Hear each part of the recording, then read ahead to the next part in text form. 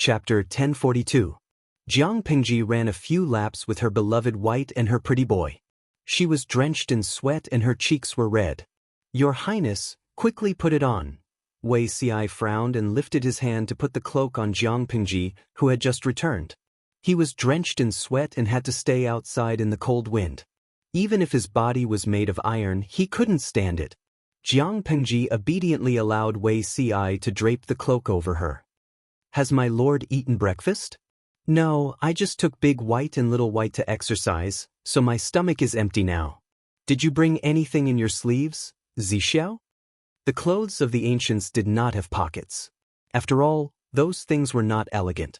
Instead, they liked to make a fuss in the wide sleeves, which could hide a lot of things. Jiang Pingji's nose was sensitive. She immediately smelled the fragrance of meat in Wei Ci's sleeve. Wei Ci could not help but laugh. He took out a few meat buns wrapped in special oiled paper. "There is still a pot of meat porridge and chopped pickled vegetables in the tent. If my lord is still hungry, I will prepare more." Jiang Pingji smiled and squinted her eyes. The meat buns puffed up her cheeks. "Zixiao is becoming more and more virtuous." After saying this, she immediately asked, "Is there any news from the scouts?" Wei Ci could not be bothered with anything else the moment he asked about official business. "There are signs of the soldiers guarding Hanchang Pass being mobilized. I reckon that there will be movements in the near future." Wei Ci said, "The patience of the defending general is not bad. He has persisted for more than 20 days. If they continue to delay, our army will easily fall into a passive situation." No matter how popular Jiang Pingji was, it could not change the fact that she was a long-distance fighter. Otherwise, why would Jiang Pingji set up a field station in Chongzhou when she attacked the northern borderline? It was all for the sake of shortening the transportation line. The longer the supply line, the more food would be consumed. Not to mention the greater the risk, the military expenditure would also increase exponentially. The tens of thousands of mouths under Jiang Pingji had to eat. It was a terrifying number in one day, let alone 20 days. No matter who they are, they all have the mentality of a gambler. "The difference is in who is more serious," Jiang Pingji said. "The camp's security has been lax for more than 20 days. At first, the defending general of Cultivation Pass suspected that it was a ploy to lure the enemy, but as time went on, his heart began to waver. As long as he grasped this opportunity, he would be able to make a great contribution. Unfortunately, he was timid and stopped moving forward, missing one opportunity after another. As time goes by, even the most cautious person will have the mentality of fighting to the death and gamble fiercely." In the words of the livestream viewers, take a gamble and turn a bicycle into a motorcycle. Everything has to be tried. Who knows, you might win. Jiang Pingji's strategy was psychological warfare, luring the enemy to lead his troops out of seclusion. It was only at this time that the defenses of Cultivation Pass were at their weakest, and the losses from breaching the pass could be minimized. It wasn't that Jiang Pingji didn't have the confidence to break through the pass head-on, but the casualties were too great. She didn't want the soldiers to sacrifice themselves for Hanchang Pass. It didn't matter if more food was consumed, as long as fewer people died. After eating breakfast and drinking a pot of meat porridge, Jiang Pingji finally felt better. The new year had a new atmosphere, and the military camp still had remnants of the festive atmosphere from the new year. However, it was different over at Cultivation Pass. Cultivation Pass did not lack grain, but the garrison general was a stingy person. Why would he squander his wealth to feed the soldiers for the new year? Last night, on New Year's Eve, the soldiers guarding Cultivation Pass could only stare at the orange bonfires in the distance. It was as if they could smell the mouth-watering smell of roasted meat and fine wine from afar. Others had a joyous new year, but they had to spend the whole night drinking northwest wind at the city walls. The enemy had challenged them for more than 20 days, but the general was still unwilling to fight. The morale of the soldiers at Cultivation Pass was also affected. The garrison general of Cultivation Pass hesitated for so many days, and he finally made up his mind to take a gamble. The generals under him complained incessantly. Not only did it affect the overall morale, but it also caused his reputation in the army to plummet. Anyone with a discerning eye could see that Lu Shi and Jiang Pingji's camp was loose and undisciplined. If they seized the opportunity to launch a sneak attack, they would definitely reap great rewards. However, the garrison general insisted on doing things his own way, and he missed one good opportunity after another. The onlookers were furious. The garrison general was originally hesitant. Now that he was egged on by his subordinates, the balance in his heart slowly tilted. Take a gamble. Perhaps the bicycle would turn into a motorcycle. Gritting his teeth and steeling his heart, the garrison general of Cold Chang Pass made the decision to mobilize the troops. Once the order was issued, the originally low morale immediately rose. They wished they could grow wings and fight to the death with the enemy. Little did they know that their actions of mobilizing the troops were all seen by the cavalry scouts. Finally, I can't sit still anymore. Li Yun had been stifled these days. He felt too tired when he was busy everywhere, but once he was free to eat and enjoy, he felt uncomfortable all over, as if he had nowhere to vent his energy. Now that he could finally fight, it felt great. Huang Song, who received the news, also could not sit still. As long as they successfully broke through Cold Chang Pass and crossed the treacherous River Song, they could directly enter the hinterland of Zhangzhou. Jiang Pengji reminded him, act according to the plan, remember not to leak any information. Huang Song knew the severity of the matter, and he nodded with a solemn face. The garrison general of Cold Chang Pass chose the first day of the new year, which was the night of the first day. As usual, the two camps lit up with raging bonfires. The security of the camp was lax, and the distribution of the tents was even more messy. Anyone with a bit of experience would know that such tents were a failure. Once there was a surprise attack, the messenger would not be able to immediately inform the entire camp, let alone organize an effective counterattack. The garrison general of Cold Chang Pass was still a little uneasy, but when he saw the messy camp with his own eyes, he sneered coldly in his heart. If he had known that Lu Shi only had this little ability, why would he be so jittery for so long? Sighing in his heart, the garrison general of Cold Chang Pass gathered his unnecessary thoughts and led the troops towards the enemy's camp. Lu Shi, that's all there is to him. I knew he didn't have the ability, the garrison general of Cold Chang Pass murmured in a low voice. His face was filled with obvious regret. Little did he know that no matter when he launched a sneak attack, the seemingly loose camp hid an ambush that he would not be able to return from. Although Jiang Pengji was confident, this confidence was built on a sufficiently strong foundation. For the past 20 days, it seemed like the entire camp was having fun, but in fact, most of the troops were hidden in the tents, ready for battle. In order to keep the troops in peak condition, she even arranged for them to work in 3 shifts and take turns to put on a show. For example, the camp looked relaxed on the surface, but most of the troops were hidden in the tents, lying in ambush, waiting for the heir to come to them. The garrison general of Cold Chang Pass led 5,000 troops to launch a sneak attack. Although it was said to be a sneak attack, they planned to leave after the battle. However, would the troops, who had been in drought for so long, let them retreat unscathed? Just as the garrison general of Cold Chang Pass was about to step into the trap, Jiang Pingji and the others led the troops to take a shortcut and went straight to the foot of Cold Chang Pass. Ah Wu, yawning sleepily, the troops on the top of the city wall rubbed their eyes with their hands. It was the middle of the night, and they were very sleepy, yawning nonstop. What movement? Chapter 1043. What's going on? Don't scare yourselves in the middle of the night. Hearing this voice, the soldier's companion was startled. His sleepiness faded a little, and he rushed over with more vigor. He yawned and squeezed out 2 drops of tears from the corner of his eyes to relieve his sore eyeballs. But I really heard it. The soldier opened his eyes wide and looked down at the city. It was dark all around, except for the bonfire in the enemy's camp in the distance, which added a little color to the night. That's weird. Did I really hear it wrong? The soldier scratched his bun that hadn't been washed for a long time. His fingers pulled out a layer of sticky dandruff and he rubbed it on his clothes. Maybe. I really heard it wrong. His companion rubbed his arms, trying to warm himself up a little. It's so cold in this damn weather. I really don't know when it will end. The soldiers at the bottom had no human rights. They did the most tiring work and received the lowest pay. Most of the time, they didn't even have enough to eat or wear.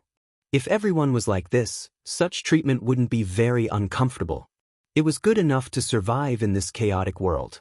However, Lu Shi and Huang Song's camp was very lively. They drank and barbecued at night. They were happier than immortals. Everyone was cannon fodder in this chaotic world. Why did others eat and drink well, while he had to endure hunger? There was no harm without comparison. Every time he thought of this, his already hungry stomach became even hungrier.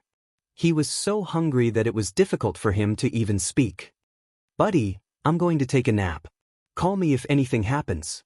I'm so hungry." "Hey, what can happen at this time? Just take a nap. I'll call you when the sun rises." Lu Shi and Huang Song's camp only cared about eating, drinking, and playing. It was like this for more than 20 days. It was the middle of the night. There was not even a shadow, not to mention the wind blowing the grass. The tired soldiers leaned against the battlements and slept soundly, hoping that sleep could warm their bodies and save their energy.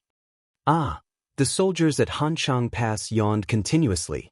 Their consciousness became more and more blurry, and their eyelids became heavy as if they were filled with lead water. The cold wind blew, and the snowflakes falling from the sky were rolled up and deviated from their original trajectory. On this ordinary night, an arrow streaked across the night sky, emitting a buzzing sound as it left the bowstring. The sharp blade pierced into flesh and blood. The soldier who had just seen the Duke of Zhou suddenly opened his eyes wide. An unprecedented chill wrapped around him, as if his body had sunk into a 1,000-year cold pond. He tried to open his mouth, but no sound came out of his throat. It was as if the whole world had gone silent. In a breath's time, the remaining warmth in his body was cruelly stripped away by an invisible force. "It hurts, it's so cold," a brief thought flashed through his mind, and the scene in front of him fell into endless darkness. In a trance, he seemed to hear his companion shouting at the top of his lungs, saying, "Enemy attack." By the end of the first wave of arrows, more than half of the city guards had been killed, and the rest were either dead or injured. "Get on the ladders. Archers, continue firing. Are the siege weapons ready?" After clearing up a wave of enemy soldiers, he took advantage of the fact that there were fewer guards at the gates of Cultivation Pass. At this moment, he had to seize the time to build a scaling ladder and climb up the walls. Jiang Pingji led the vanguard troops, each of them wearing a white cloth. Under the cover of the snow and the night, they quickly made their way to Hanchang Pass. The general guarding Hanchang Pass had led his troops to launch a sneak attack on the main camp. It would be impolite not to reciprocate. Jiang Pingji naturally had to retaliate. What was a sneak attack? A sudden attack when the enemy was unprepared. Not only did it pay attention to the element of surprise, but it also paid attention to speed, launching a fierce attack when the enemy was unprepared. The terrain of Hanchang Pass was strategic. It was easy to defend and difficult to attack. So what? No one could defend the pass she wanted to break through. Jiang Pingji's attack was sudden. In a face-to-face confrontation, a wave of soldiers on the city wall died, and the rest were wounded. Some people tried to fight back, some shouted, "Enemy attack," and some gritted their teeth. Their blood-stained fingers trembled as they pulled the bowstring and used the last of their strength to shoot a whistling arrow into the sky.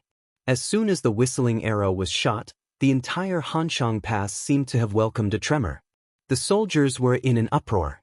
They did not expect the enemy to launch a sneak attack at this time. However, the urgent matter was to send more troops to the city wall and guard the pass of Hanchang Pass. They must not let the enemy break through.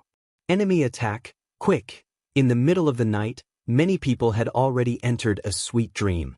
They had no choice but to sleep. They were cold and hungry. If they did not sleep, they might not be able to sleep due to hunger. When the movement outside was heard, many people reluctantly left their dreams. They threw down the thin blankets that were tightly wrapped around them and rushed out of the tent. The cold wind blew, blowing away the remaining warmth that lingered around them. Many people were so cold that they shivered. Their dazed minds instantly became clear. How could Jiang Pingji give them the chance to increase their troops? The archers lying in ambush in the snow were divided into 3 rows. After the first row finished shooting, the second row followed. When the third row finished shooting, the first row had already knocked their arrows and pulled their bows, aiming in the right direction. With this simple tactic, the archers could maintain a continuous rain of arrows falling on the city wall of Hanxiang Pass.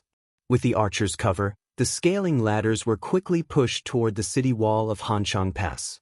The vanguard troops began to attempt to rush the wall and attack. However, Hanxiang Pass was called a dangerous pass because it naturally had its geographical advantages. The soldiers guarding Hanxiang Pass were caught unprepared.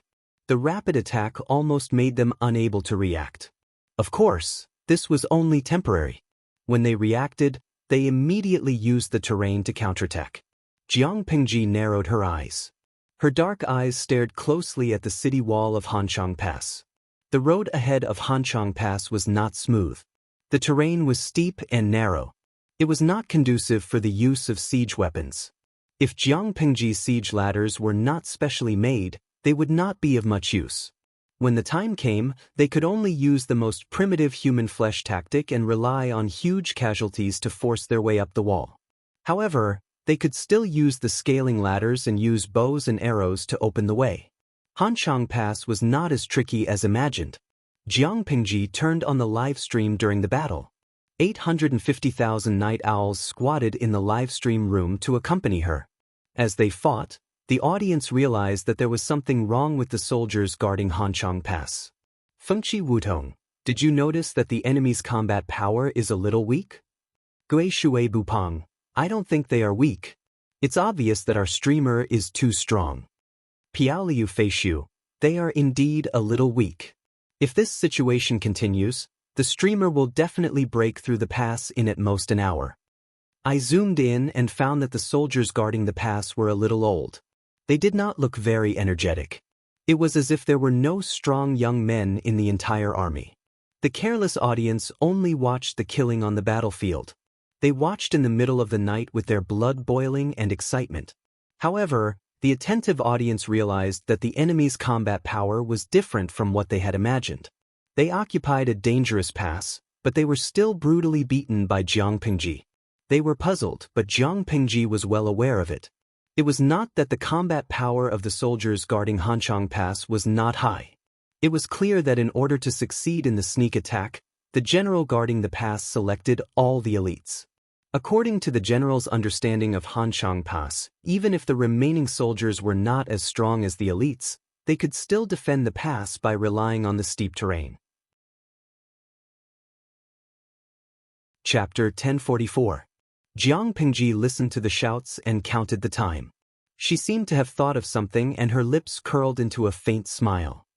Captain Meng's side is almost ready, right?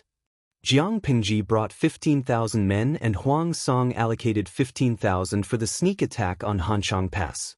Jiang Pingji led 1,000 elites and went ahead first. She consulted the guards on the walls of Hanxiang Pass and tried to delay as much time as possible. The follow-up army followed closely, further pressuring Hanxiang Pass. It was the first time the two armies had cooperated, so it was inevitable that there were areas where they did not cooperate properly. To avoid holding each other back, Huang Song generously handed over his command and let his army cooperate with Jiang Pingji's. Cheng Jing followed the army as a strategist and listened to Jiang Pingji's orders.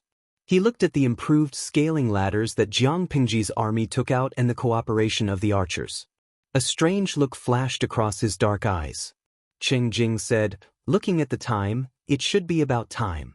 At the same time, the general guarding Hanxiang Pass led his troops to attack the main camps of the two armies. However, when the soldiers heard the shouts, not only did they not go forward to fight, but they picked up their weapons and fled in all directions, leaving only 2 empty camps. The general guarding Hanxiang Pass widened his eyes in shock. He angrily opened a few tents, but there was no one inside. We've been tricked. Watch out for an ambush. The general guarding Hanxiang Pass's heart skipped a beat. He immediately ordered the army to turn around and return to support. He originally thought that the enemy would set up an ambush outside the empty camp and launch a sneak attack when he led his troops into the camp. who knew that even when the general guarding Hanchang Pass left the empty camp with his troops, the expected sneak attack still did not happen. Thinking of this, the general guarding Hanchang Pass felt a chill in his heart. An idea popped into his mind. Lu Shi and Huang Song used all their troops in an attempt to attack Hanchang Pass. Although Hanchang Pass was easy to defend and difficult to attack, the combined forces of the Huang and Lu families were huge. If they attacked without any regard for anything, Hanchang Pass could not be defended. Quickly return to support. If they returned to support now and the enemy had not conquered Hanchang Pass, then he could lead his troops to attack the rear and prevent the enemy from taking care of both the front and the rear. The general guarding Hanchang Pass hurriedly led his troops back to support. He only cared about arriving at the battlefield as soon as possible and did not care about concealing himself. When they came, they were very careful and hurried. When they left, they wished that their parents had given them more legs and a pair of wings. Because they were in a hurry, the army's formation became more and more disorganized. Less than a quarter of an hour's journey from Cultivation Pass, the defending general of Cultivation Pass could already see the smoke rising from the city walls, and he grew increasingly anxious. That was when the unforeseen event happened. In the darkness of the night, arrows tore through the air, bringing with them a strong gust of wind as they flew towards the army, killing and injuring countless soldiers. Enemy attack! Enemy attack! The commander of Evercold Pass charged at the very front. He was also the first to discover the ambush. Although he didn't die, his shoulder was shot by a stray arrow. The sharp arrowhead was embedded in his bone joint, and the pain made his eyeballs almost pop out of their sockets. Get into formation and face the enemy. He had never expected that the enemy would not set up an ambush in the empty camp, but instead set up an ambush on the road. If they set up an ambush in an empty camp, the general in charge of guarding Cultivation Pass would still be on tenterhooks. The army's formation would not be scattered, so a sneak attack would not be very effective. What about now? They were eager to return and the army only cared about rushing back, so they didn't notice that the army's formation was in disarray. Meng Hun led his troops and set up an ambush along the way, intercepting and killing the returning reinforcements of Cultivation Pass.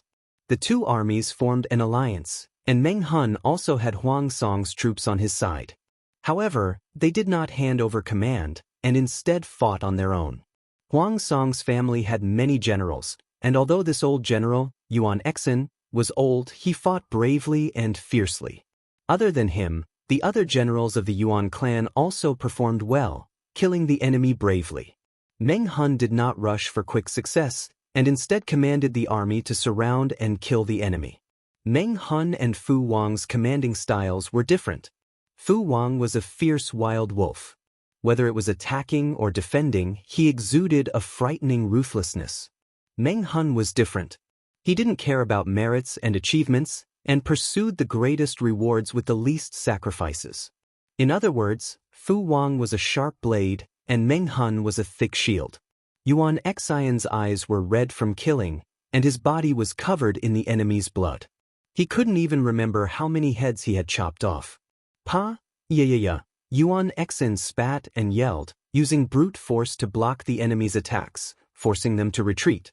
He killed his way, and the ground on both sides was littered with corpses. Only when most of the enemies were killed did Yuan Xian resentfully stop. He hadn't killed enough, his eyes were red, and he reluctantly put away the weapon that had harvested countless heads.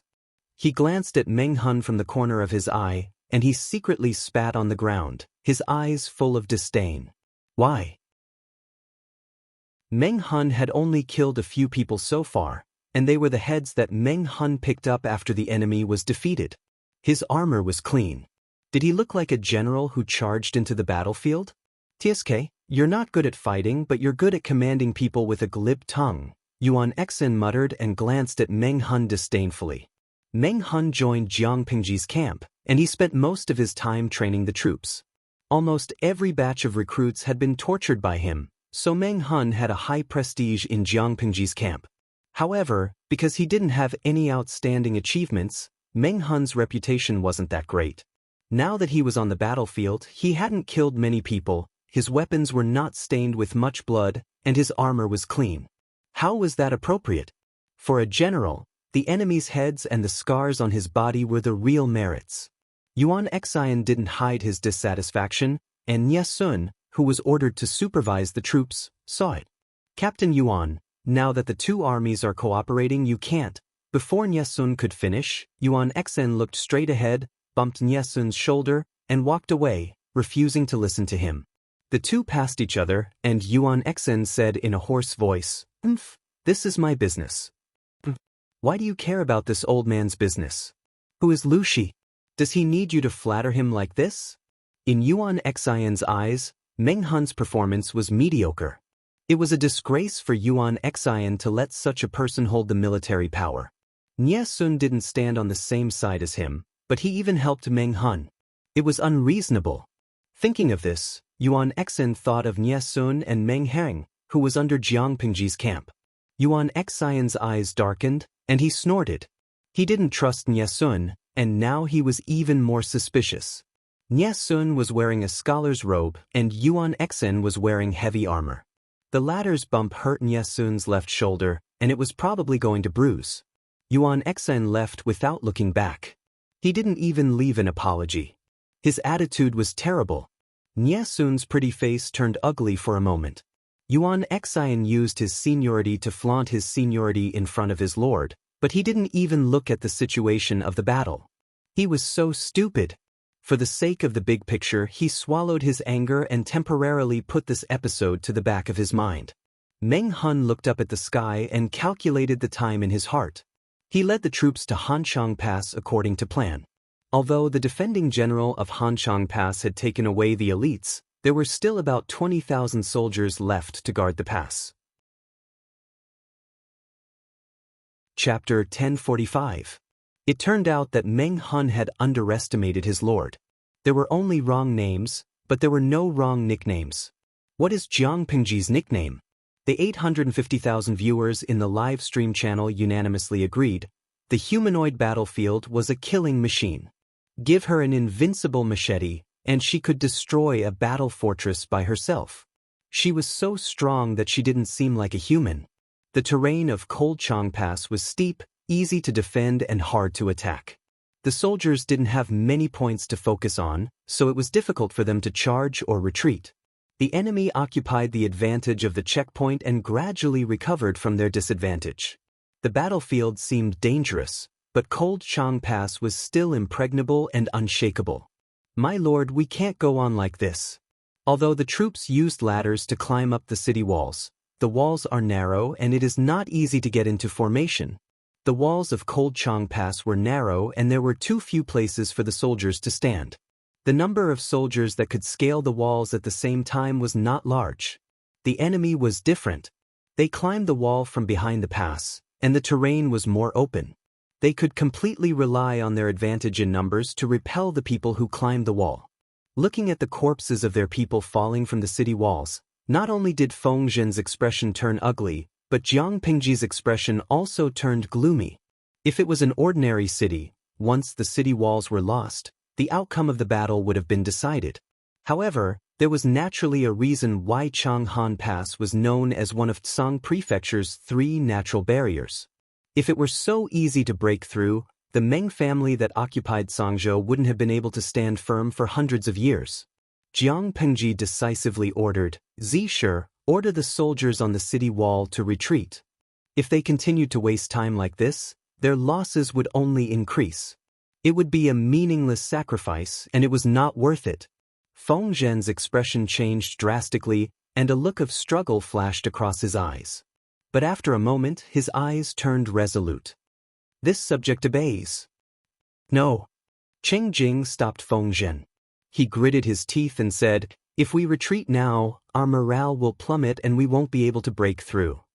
As you can see, even though we've occupied the city walls, we still haven't shaken the enemy's defensive line. Why would I send my soldiers to their deaths by climbing the wall?" Jiang Pingji said coldly to Cheng Jing, "I'm going to take down Hanchang Pass today." Cheng Jing said coldly. Jiang Pingji was very decisive. Once she made up her mind, there was no turning back. She was indecisive. "I am the commander of the vanguard." Jiang Pingji's attitude was firm. She did not allow others to resist. The battlefield was ever-changing. If the order was delayed, even if it was only for a minute or a second, there would still be innocent soldiers paying with their lives. Jiang Pingji revealed her identity. Cheng Jing could only cup his hands and bow. With a heavy heart, he chose to obey. Even though Jiang Pingji was not Cheng Jing's lord, as he had said, Jiang Pingji was the commander of the vanguard troops. On the battlefield, the commander-in-chief's orders were above everything else. Jiang Pingji ordered for the attack to be abandoned. The soldiers who had already climbed the wall could only retreat as they fought, giving up the victory that they had obtained with great difficulty. After years of training, the troops under Jiang Pingji's tent could be absolutely obedient, so it did not affect their morale much. In comparison, the performance of the soldiers sent by Huang Song was slightly inferior. Their originally high-spirited morale was greatly reduced, and their retreat was not as decisive. Jiang Pingji's side chose to retreat. The enemy troops guarding Hanchang Pass were so happy that their eyes were brimming with tears. Their loud cheers boosted their morale. Jiang Pingji gritted her teeth and asked Feng Zhen as she listened to the tsunami of voices on the city walls. "Is the catapult ready?" Feng Zhen cupped his hands and answered, "It's ready." The catapult was huge, its target was obvious, and it was difficult to move. It was rarely used except during sieges or when two armies confronted each other head-on. However, as a technological expert, how could Jiang Pingji not think of a way to solve this problem? The catapult that had first appeared in the Battle of Qingan District had been improved several times. It could basically adapt to battles on various terrains. Most importantly, the catapult could be dismantled and moved. It was not complicated to build. Even though the terrain of Hanchang Pass was narrow and precipitous, as long as it was a relatively flat area, the catapult could be built and put to use. Since they could not climb the wall and seize the pass, they might as well dismantle the pass. When Jiang Pingji sent people to attack the city, she had instructed the rear to build catapults. Now they were in position. When we get the explosives, we'll blow up wherever we hit. Whatever natural defenses, we'll raze them all to the ground. Jiang Pingji secretly gritted her teeth. If not for the chaos on the battlefield, she really wanted to take her axes and tear down the two heavy bronze gates of Hanchang Pass. Cheng Jing also noticed the situation behind him. His expression suddenly darkened. The terrain of Hanchang Pass was steep. Heavy objects like the catapult could not be transported up at all. Thinking about this, he suddenly remembered the supply wagons behind the vanguard battalion. Could it be that the things in the supply wagons were not other than the parts of the catapult? Could it be that Lu Shi had the help of an elite disciple of the school of Mo to create such a marvelous design and manufacture? Cheng Jing guessed half of it correctly. Jiang Pingji did have disciples of Moism, but Zhang Ping was more proficient in civilian equipment. Xiao Guang focused on water conservancy. Most of the time, Jiang Pingji provided the ideas for the improvement of the siege weapons. Zhang Ping led the craftsmen to try to improve them one by one. "Give me the rocket," Jiang Pingji ordered someone to bring her heavy bow. The bow was extremely heavy. From the bow to the bowstring, it was all made by the craftsmen using special materials. According to their calculations, to fully draw the bow, the person had to be at least 8 feet tall and have the strength of 4 stones. Jiang Pingji's arm length was not enough, but her height was enough. As for the strength of 4 stones needed to draw the bow, naturally it was enough. With one foot on the ground and the other on the body of the bow, she pulled the bowstring with her right hand and lit the specially made arrow.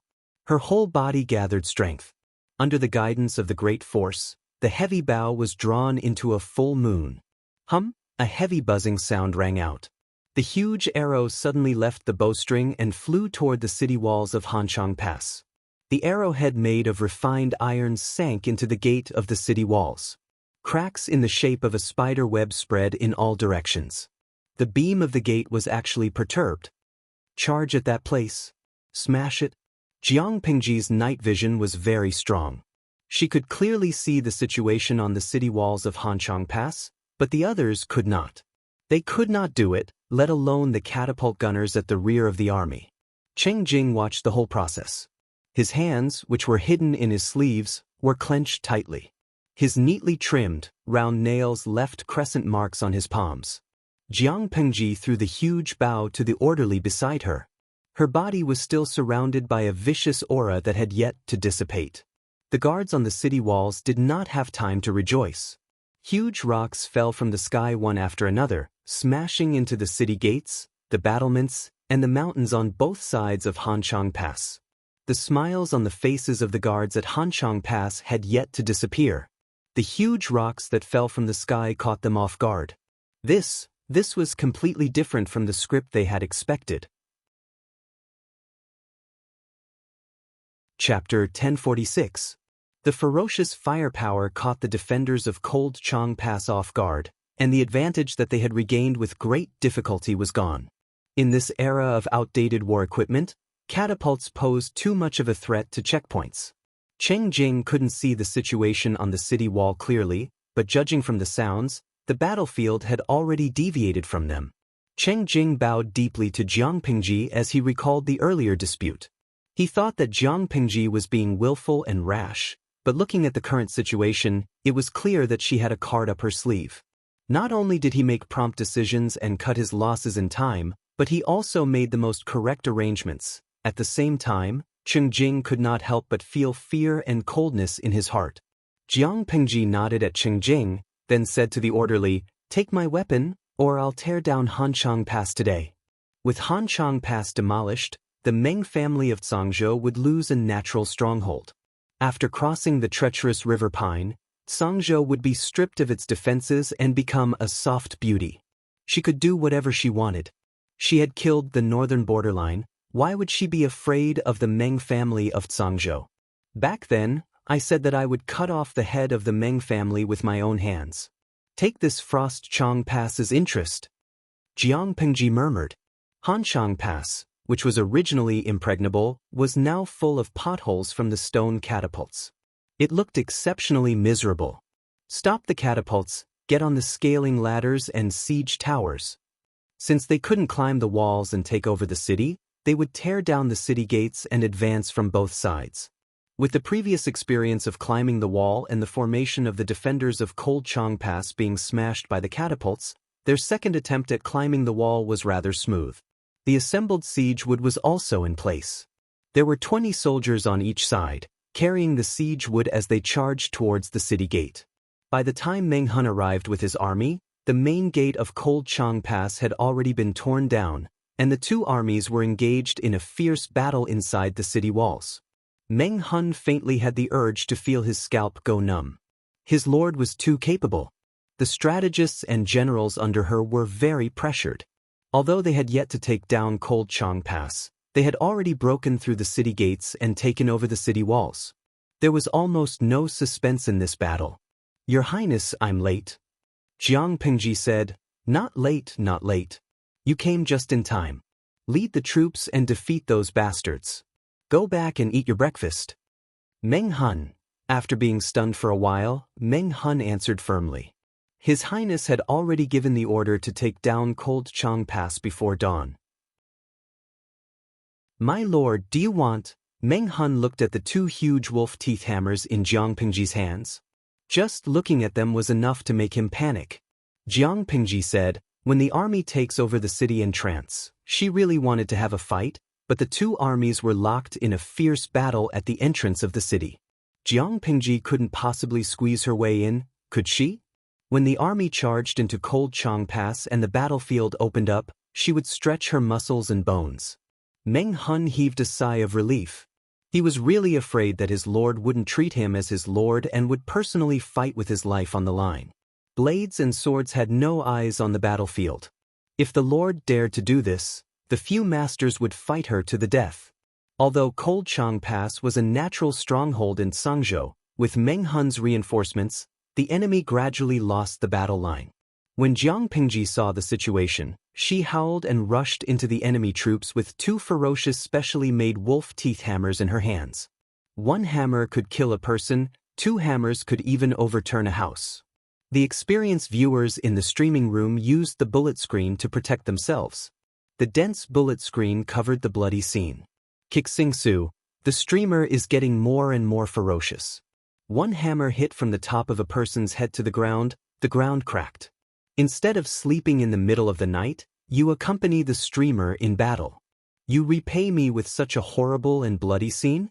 It scared me so much that the top of my skull flew off. Xiao Jiao Jiao Jiao. I'm used to watching all kinds of horror movies and I've been through hundreds of battles. I was so scared just now that my crispy potato chips dropped. Qingbei Xiaoa. Seeing this situation, I have a bold idea. If the streamer uses these 2 wolf teeth hammers to pound the noodles she makes should be very chewy, right? The meat that is hammered will definitely be finer than the meat that is cut by a machine. How Chui Xiang Yang. To the previous poster, your answer is 100. When can I be as excellent as you? I've already washed my hands. Can I touch your trophy now? I can't. The thought of the streamer using the hammer to pound human flesh makes my stomach violently uncomfortable. The dense bullet screen couldn't stop Jiang Pingji's performance. Every life that was taken away by her with the hammer was basically indistinguishable from its original species. All that was left was a mass of blood mixed with pieces of internal organs and bone residue. Jiang Pingji personally demonstrated the beauty of violence. After killing enough, Jiang Pingji's depressed mood for the whole night was much better. Unknowingly, she had already killed her way to the residence of the general of Hanchang Pass. It was as if she had crawled out of a mountain of corpses and a sea of blood. She was red from head to toe. According to the military order, they couldn't hurt ordinary people or the families of innocent enemy soldiers. They could only arrest them and wait for a unified punishment. Jiang Pingji entered the general's residence. The building of the residence was luxurious and there were countless servants. It was obvious that the owner was a person who enjoyed extravagant life.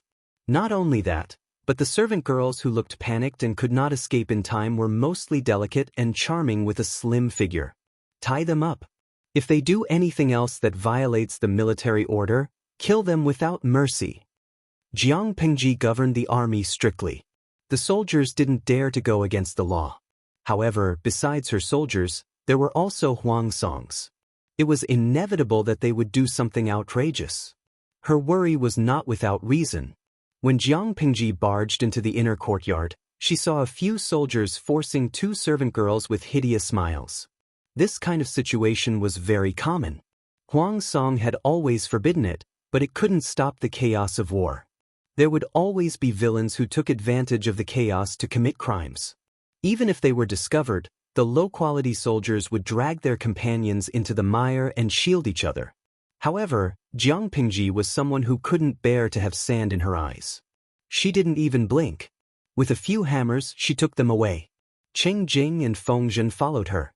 There were also a few personal guards surrounding her to prevent Jiang Pingji from being hurt by the chaotic troops. It turned out that Jiang Pingji was lucky enough not to hurt anyone. Looking at the corpses that had been smashed into minced meat, Cheng Jing's eyelids twitched. Jiang Pingji rested the handle of the Wolf Fang hammer on her shoulder with one hand and said to Cheng Jing with a smile, "They're just a few scum who violated military discipline. Bogeo won't hold it against me. If he sees the behavior of these scum, he'll most likely have them punished according to military law." Cheng Jing looked expressionless, but in fact, his heart was in turmoil. Jiang Pingji tilted her head and glanced at the tightly shut door of the inner courtyard. Behind the door came the sound of women sobbing. There was more than one person. She lifted her foot and kicked the door open. Indeed, there were more than 10 women and young children hiding in the courtyard. "Take them away." The soldiers went forward and grabbed the women. They were crying non-stop, as if they were mourning for their future. Only one person was an exception. Wait! A woman dressed in plain clothes with her hair tied up in a woman's bun walked through the crowd. She walked forward with her head held high and chest puffed out. "You are?" Jiang Pingji narrowed her eyes. The woman's face was somewhat familiar. Chapter 1047. Jiang Pingji looked at the woman calmly without a word, as if she was thinking about something. When Feng Zhen, who was standing to the side, saw the woman's appearance, his originally dull eyes brightened in an instant. Admiration flashed in his eyes. Don't be fooled by Feng Zhen's wanton love of freedom. In some ways, this prodigal Feng was a devoted person. How many beauties were there in the world? Those who outshone the moon and put flowers to shame, and those who were thin and fat were too numerous to count. Among the 3,000 beauties, Feng Zhen only loved the older sister. If she wasn't a mature older sister, no matter how beautiful she would be bland and uninteresting in his eyes. The plain-clothed woman in front of him happened to be Feng Zhen's favorite type. Her face was like a goose egg and her skin was creamy. She had a pair of phoenix eyes, long and narrow, curved inward and outward. Her black eyebrows were like willow leaves in February.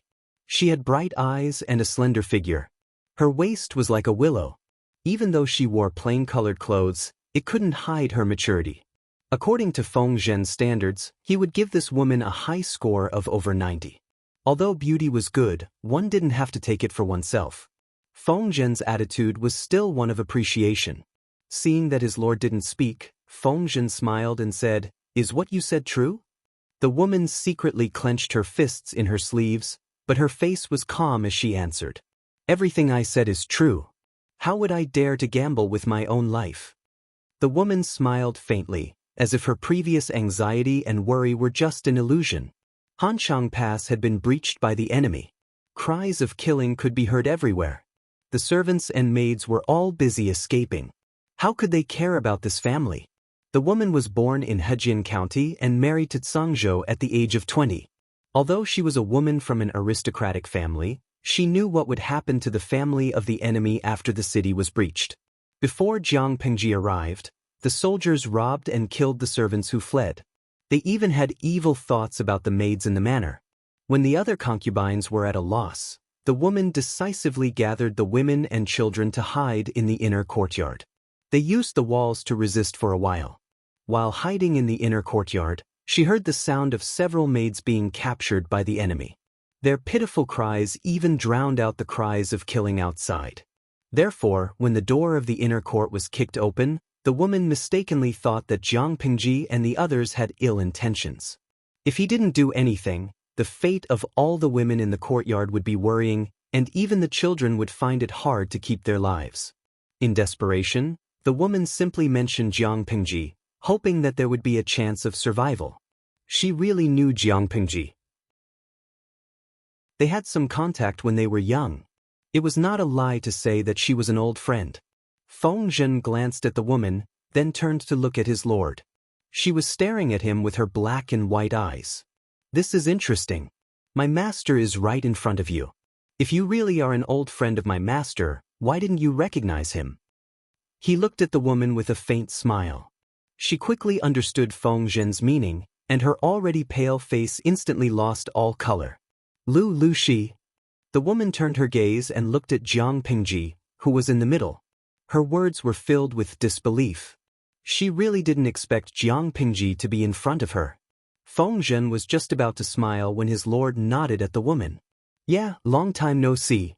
Feng Zhen, "No." The woman in front of him was really an old friend of his lord? Feng Zhen was dumbfounded. The audience was also dumbfounded. They didn't have Jiang Pengji's abnormal memory. After the commotion, the ancient big boss who had been lurking for a long time jumped out. "Cultivation. This lady looks a little familiar. I remember she was one of the noble ladies who appeared when the host first started streaming. She was Shangguan Wan's best friend." He had been frantically searching through the streaming notes and finally found her. "Wan Xiao. Gui Kai Guo Fengxiao. Damn, big boss, you're still alive." "Qilin, I worship you, big boss." "Shou Shitu, I worship you, big boss." 20 Sui Jiu Yu. Go, pokeball. Capture a big boss alive. Those who were familiar with the streaming knew that the first viewer in the streaming room was Tudu Feichio. The first recorded video was also from him. It was said that he was also the founder of the Empress's streaming forum and the editor of a related magazine. It was rumored that a tycoon had spent millions just to buy his ancient ID. Unfortunately, he refused to sell it. The woman was Wan Xiao. She had met Jiang Pengji several times in the past. She heaved a sigh of relief when she heard Jiang Pengji's response. She didn't know which mountain of corpses and sea of blood Jiang Pingji had crawled out from. She was covered in blood and it was a frightening sight. How could she recognize such a horrifying appearance? The last time they met was 8 years ago. Jiang Pingji was taller than ordinary women. Many men had to look up to her. She wore armor and a helmet. She held a pair of hammers in her hands. She stood there simply. She was a young general full of heroic spirit. Who would associate her with a maid? Your husband's family? Jiang Pingji looked at her attire and frowned. If Wan Xiu's husband was an enemy general at Hanchang Pass, his corpse would have been cold by now. Although Jiang Pingji would not show mercy, it was somewhat embarrassing to kill an old friend's husband and make her a widow. Wan Xiu sighed softly and looked calm. My husband's family is the general guarding Hanchang Pass. I guess he has already reported to the King of Hell. The calmer the other party was, the more embarrassed Jiang Pingji was. Wan Xiu's reaction to the death of her husband was calm, but her husband's concubines and children were crying loudly. They didn't even care about their image. Hearing the commotion, Wan Xiu looked down indifferently and sneered. Jiang Pingji was also thick-skinned. She did not hold back her embarrassment for long. She said calmly, considering our friendship, I will return your husband's body to you after the war ends. At least he can be buried in peace and his corpse won't be exposed in the wilderness. Wan Xiu said, I am your prisoner. If my deceased husband's body can be left intact, it will be considered a good ending. Her reaction angered the crying concubines, who scolded her one by one. You old shrew who can't lay eggs. The master has always been good to you. Now that he's gone, you're not even willing to shed a tear. Could it be that you're cursing the master to die early so that you can climb to a higher branch? What a vicious heart you have. Evil woman, you will get your retribution sooner or later. A few beautiful concubines were weeping and sobbing, and a few young children were sobbing in their arms. Wan Xiu didn't even bother to raise her eyebrows. Seeing the situation, Jiang Pingji ordered people to take the noisy women and children away. Her action was not rough, but it was not gentle either. Look at you, you haven't been very comfortable all these years. Wan Xiu tucked her scattered hair behind her ears and looked calm. Chapter 1048. Jiang Pingji looked at her, the memories in her mind becoming clearer and clearer. In her memory, Wan Xiu was gentle and intelligent. She was the standard aristocratic daughter of Hejian's aristocratic family, charming and gentle. Now that they met again, she seemed to have changed into a different person. Her eyes seemed to have seen through the world. Her husband had died, but she reacted as if a familiar stranger had died. She was frighteningly calm. Although she was a prisoner, because she was Jiang Pingji's old friend, Wan Xiu did not suffer. Thank you. Wan Xiu bowed and followed the soldiers of the female battalion to the camp where the female prisoners were kept. Why are you stretching your neck? Jiang Pingji glanced at Feng Zhen impatiently. The other party's weakness was caught, but he said calmly, everyone loves beauty. My lord, please let me look at such a beauty that suits your taste. Seeing too many broken walls, mountains of corpses, and seas of blood will inevitably affect your mood. Do you think this makes sense, my lord? Nonsense. Jiang Pingji snorted and sent people to clean up the battlefield. Feng Zhen hurriedly followed. Qing Jing, who was watching from the side, sighed and followed closely. They had won the battle. The whole army was beaming with joy and their morale was high. The generals wanted to take advantage of this momentum and cross the Song River in one go. If they delayed for a while, when the enemy's reinforcements arrived, the two armies would have to face each other across the Song River. It would be a waste of time and energy. However, the strategists had the opposite opinion. The Song River was vast, rapid, and precipitous. It was still winter, so there was no ice on the surface. If they were not familiar with the water, wouldn't they give the enemy an opportunity to take advantage of them? Moreover, the two armies had just gone through a big battle. They needed time to adjust their condition. If they ignored everything and forced their way across the Song River, even if they reached the other side, they would be exhausted and powerless. What was the difference between encountering the enemy and courting death? Marching on water was different from marching on the road. Those who were not good at swimming would get seasick and their condition would deteriorate. They might even fall sick because they were not acclimatized. The Song River was not the Yi River. It was turbulent and not as smooth as the Yi River. If they were not good at swimming, wouldn't they die? In addition, the strategists had their own considerations. There is a saying in the art of war, when a guest arrives at the end of the river, do not welcome him in the water. This was the so-called attacking halfway through, a very useful tactic. Generally speaking, when two armies face each other across the river, when the enemy is halfway across the river, part of the enemy has already reached the shore, while the other part is still crossing the river. At this time, the front and the tail are not connected, and the formation is in chaos. If we go and annihilate the enemy, it will be advantageous to our side. If Jiang Pingji and the rest crossed the river without any preparation, the enemy would easily seize the opportunity. At that time, he would not be able to take care of both the front and the back, and he would not be familiar with water battles. He would definitely die. For example, in the previous battle against the northern borderline, if the northern borderline did not panic first and instead took the opportunity to launch an attack while Jiang Pingji was halfway through, the outcome of the battle would have been completely different. Unfortunately, the northern borderline was one step behind. They revealed a flaw first and were defeated by Jiang Pingji. Jiang Pingji and Huang Song considered the opinions of the strategists. They simply set up camp near the Song River. The army rested for a few days before making any further plans. In this great victory, Huang Song rejected the suggestion of splitting the loot 50-50. He took the initiative to take 40% of the spoils of war, while Jiang Pingji took 60%. The generals under Huang Song's command were very unhappy with this decision, but they had to admit that Jiang Pingji's side had contributed the most in this breakthrough. She had contributed the most, so naturally she had the right to take the biggest share. Jiang Pingji let Wei Ci and Feng Jin deal with the captives, the military supplies, and the distribution of the remaining assets. Wei Ci and Feng Jin had just left when Feng Zhen called out to them from behind. He stopped in his tracks and turned to look at Feng Zhen, inquiring with his eyes. They were busy now, so they did not have time to play with Feng Zhen. I heard that the Lord entrusted the two of you with an important task. Zhen, I have a presumptuous request. It was rare for Feng Zhen to be so serious. He spoke in a genteel manner, even using the term Zhen. What is it? Feng Jin asked aloud. Because of his personality, Feng Jin did not like Feng Zhen very much. Unfortunately, his lord was also an unrestrained and wonderful person, so Feng Jin could only try to get along with people like Feng Zhen. After working together for a long time, he slowly felt that Feng Zhen's bad habits were not unbearable.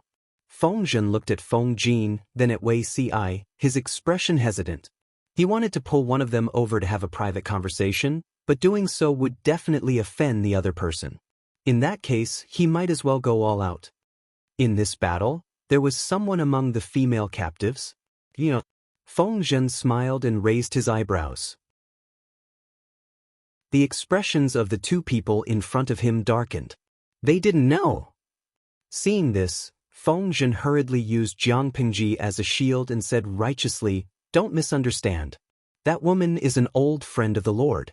But the Lord was too busy and seemed to have forgotten about this. She was really worried that the female captives would be taken away by Huang Song and his group. Feng Jin and Wei Ci were speechless. As if they would believe you. In the end, it was Wei Ci who gave them face.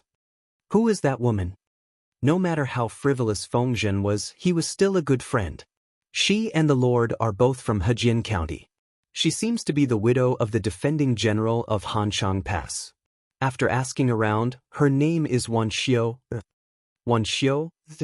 Wei Ci's eyes widened slightly and he stared at Feng Zhen for a long time.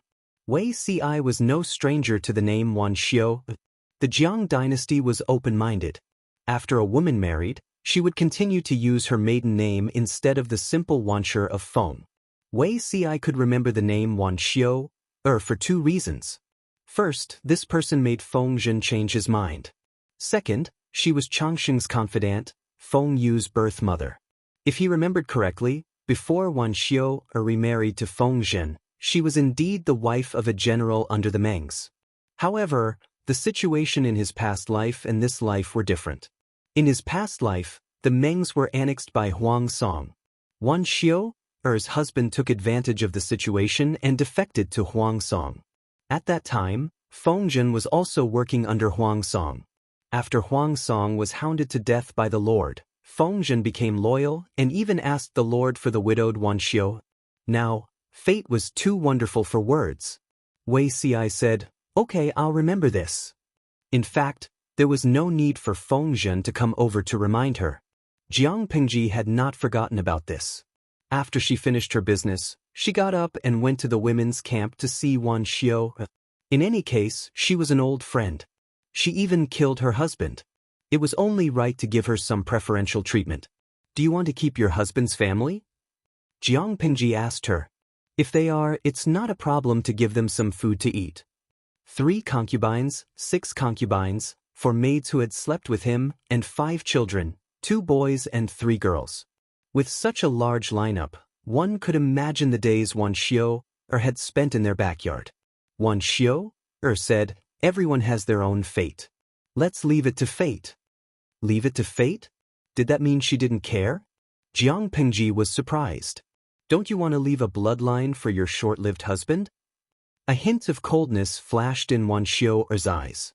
The nails on her right hand almost dug into the flesh of her palm. Chapter 1049.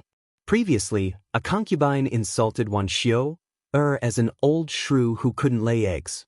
Was that true? Wan Xiu's physique was slightly cold, so her chances of conceiving were lower than that of an ordinary woman. However, after taking good care of herself, she was no different from an ordinary woman.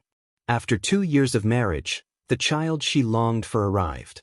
However, there was a serious internal strife in the backyard, and her husband was even more unscrupulous. He would bring all sorts of fragrant and smelly things into their backyard. Did he really think that their backyard was a garbage dump? For the sake of their children, Wan Xiu tolerated them for a while, but those women kept their eyes on her position as the legal wife and repeatedly attacked her. Guard day and night, it is difficult to guard against a thief in one's own house. She could fend off other women's plots, but she never thought that she would fall into the hands of the person who slept next to her. It was rare for her husband to show such tenderness, but the food he gave her had been added with something poisonous that could cause a woman to have an abortion. She had been in pain for a day and a night. Her 2-month-old child flowed out of her body like water. Wan Xiu investigated and found out that her stupid husband actually listened to the concubine's words. He believed that the concubine really wanted to bury the hatchet with her. Not only that, her husband even made the food that the noble concubine had personally made into something that he had specially made for her and tricked her into eating it. After Wan Xiu was able to get out of bed, she led her men and rushed to the concubine's courtyard, intending to kill her and throw her out of the inner courtyard. Why was it that she had lost her child, but the other party wasn't hurt at all? Unfortunately, she had someone to rely on. The other party said arrogantly, "If you didn't block the way, the one who married cousin would be me. What right do you have to act like the legal wife in front of me? I did trick my cousin into feeding you the medicine, but so what? Your cousin and mother-in-law won't acknowledge the child in your womb." Wan Xiu was once trapped in a bandit stronghold. Even though Jiang Pingji testified for the noble ladies, the 4 self-accomplishment classics for women became popular in Hejian County and Sangzhou. That stain was brought up as a topic of discussion and even a reason to attack her. That was the main reason why Wan Xiu was struggling. Apart from that, the husband and mother-in-law also believed in what their ancestral home said. The firstborn child of a woman is of the firstborn male blood. If she wanted to give birth to her husband's child, the first child must be aborted and washed clean. Because of this absurd reason, Wan Xiu's child was gone. Her husband even said something to her shamelessly. "Since you can give birth, we will have a legitimate son. I don't even despise you for being unclean. Why are you being so sentimental?" Every time Wan Xiu thought of his face and his words, she felt so disgusted that her stomach churned. She wished she could poke him into a sieve. Son of the first wife. Since then, Wan Xiu didn't even bother to let her husband stay the night on the 1st and 15th of every month. If he insisted on staying, she would push away the maids who wanted to stand up for him. No matter what, she was disgusted by this man. She wanted to vomit just by looking at him, let alone sharing the same bed. Those women and children? Jiang Pingji saw Wan Xiu's gloomy face. Wan Xiu must have recalled some terrible memories. Wan Xiu was in a good mood. Let's leave it to fate. Lanting has the final say. But if Jiang Pingji remembered correctly, when she first met Wan Xiu, she was still protecting the women and children in the courtyard. Wan Xiu snorted softly and said flatly, "If the lips are gone, the teeth will be cold. If they were to suffer, a weak woman like me wouldn't be safe either. The situation is different now. Because of our past friendship, you won't humiliate me. But you don't have any friendship with them, and I want my reputation too. Why would I embarrass myself in front of you for a few people I hate so much?" Wan Xiu and Jiang Pingji's friendship could at most protect her. At least she would have a place to stay in the future. She had nothing to do with those concubines, maids who accompanied her to bed, and sons and daughters of concubines. Why should she keep a string of burdens? Jiang Pingji was speechless. Wan Xiu saw it all too clearly. Life in the past wasn't going your way, but it will always be good in the future. Growth was accompanied by pain. The more painful it was, the faster one would grow. If her life was a little better, she could more or less keep the romance of her youth, but now she seemed to have accepted everything. Wan Xiu smiled faintly, and her tone was a little light. "It's good that we can survive in this chaotic world. I only ask that you bestow me with some kindness and shelter me." Jiang Pingji hadn't seen her old friend for a long time. Wan Xiu's temperament was to her liking, so they started chatting. The topic still revolved around the past and old friends. Wan Xiu said, "Except for you and Jingxian, almost none of the people who fell into the bandits' village had a good ending. The former was a lord who dominated a region and killed Wan Xiu's husband. He could be considered half a benefactor. The latter married into the Feng family of Shang. Although she wasn't a member of the royal family, it was said that Feng Jin hadn't taken a concubine for many years after his marriage. He loved his wife and was clean.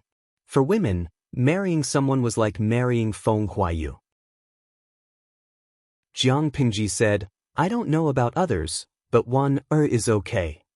"What?" Wan Xiu murmured, and Shangguan Wan's face appeared in her mind. "I married early, and I vaguely heard that Wan married a short-lived ghost who died early and became a widow. Later, she was stolen away. Is this kind of ending considered good? So that's how they explain Wan's disappearance." Jiang Pingji was surprised. She smiled and explained, "Wan wasn't stolen. She followed my subordinate and traveled thousands of miles to Xiangyang district to find me. Now she's married to Han Mei and has a daughter. My vanguard captain.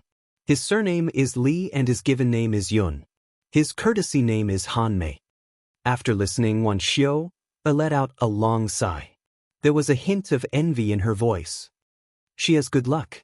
Speaking of envy, it was the person in front of her that made her the most envious. He was a lord who dominated a region. If Jiang Pingji hadn't set a precedent, Wan Xiu wouldn't have thought that a woman could do this. Not long after, Jiang Pingji found out about Feng Zhen's favoritism from Wei Ci. "Beauty is above his head." Wei Ci laughed. "If this beauty can make Zisher change his mind, it's not a bad thing." "Change his mind?" Jiang Pingji looked disgusted. He'd better not harm others. Make Longzi change his mind? The difficulty was comparable to the foolish old man moving a mountain. Wei Ci laughed. If he didn't have the memory of his past life, he would also despise Feng Zhen. "Right? Has the matter of the captives been resolved?" Wei Ci said, "We're discussing it." Although it was 60%, quantity didn't mean quality. They had to discuss it slowly.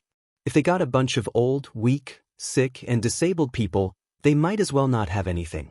Jiang Pingji said, Wan Xiu's deceased husband's wives, concubines, sons, and daughters can all be pushed to Bogeo. Wei Ci frowned. If we do that, Jiang Pingji didn't have a brothel here. She wouldn't allow such a thing to happen, but it was different on Huang Song's side. If the concubines were assigned there, the lucky ones would be taken in as concubines by some low-ranking general. The unlucky ones might become camp prostitutes. Chapter 1050. Wei Ci laughed. Although she was kind, she wasn't a good person. Only his lord could say such honest words. How does my lord plan to settle the captives? Although the captives hadn't been distributed yet, they had to plan ahead. If it was an ordinary army, the soldiers captured in the middle of a battle would be thrown to the front as cannon fodder. This seemed cruel, but it had its benefits. Firstly, it could increase the number of soldiers and intimidate the enemy.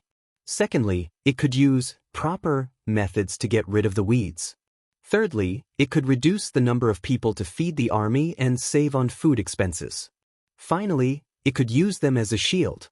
It was really making the best use of everything. Captives were different from the army. They had different qualities. If they were left untreated, they would become a burden to the army. Those captives had eaten rice for more than 10 years to grow to their current size. If they didn't contribute to society and died, it would be a waste of resources. Move them in batches. There's still a lot of uncultivated land in the rear. Wei Ci grunted in acknowledgement. He was about to pass on Jiang Pingji's order when he saw Feng Zhen's figure disappear from the tent. What did military advisor Feng come here for? The soldier said, Military advisor Feng came and ordered us to take inventory. Wei Ci was even more curious. Feng Zhen was lazy. Why would he take on tasks outside of his responsibility? Inventory what? The soldier answered, Inventory the items of the widow of the garrison general of Hanchang Pass.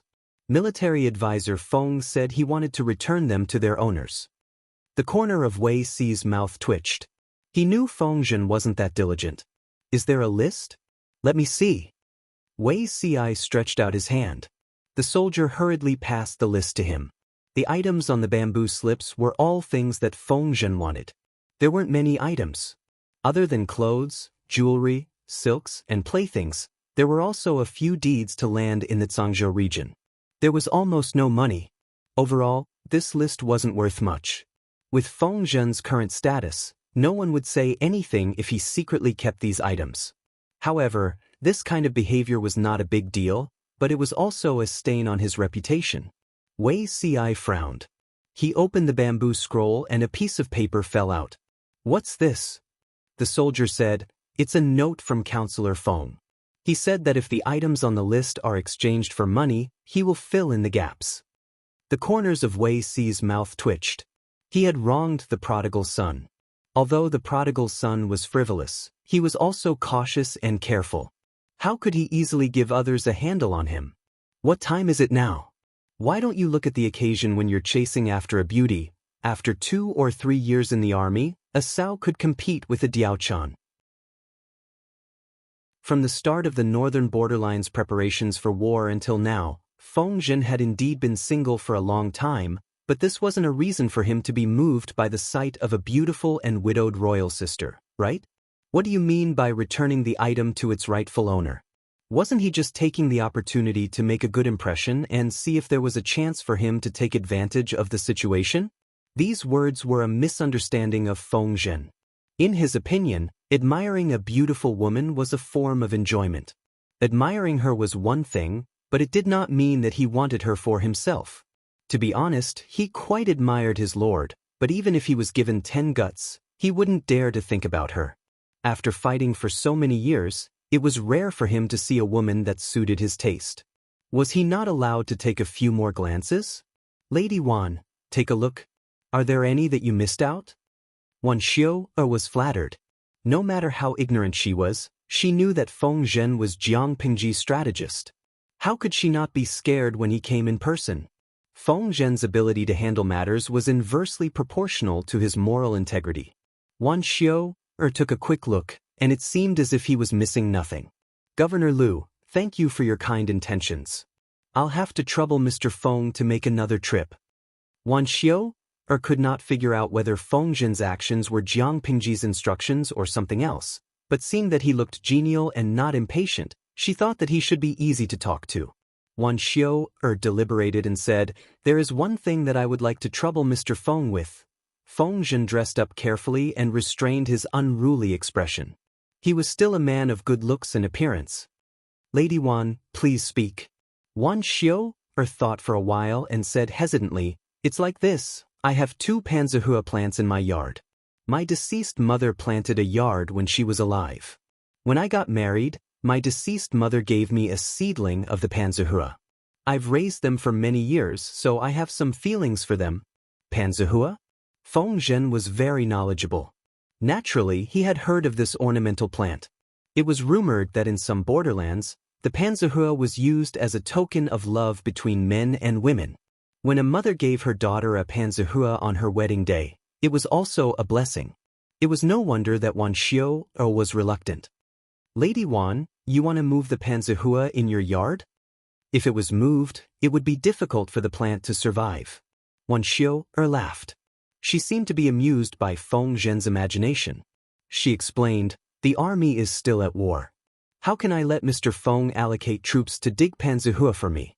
I just want to move a seedling from the main pole and keep it by my side as a comfort." Feng Zhen's brows relaxed. If it was just to take a seedling, it would not be difficult.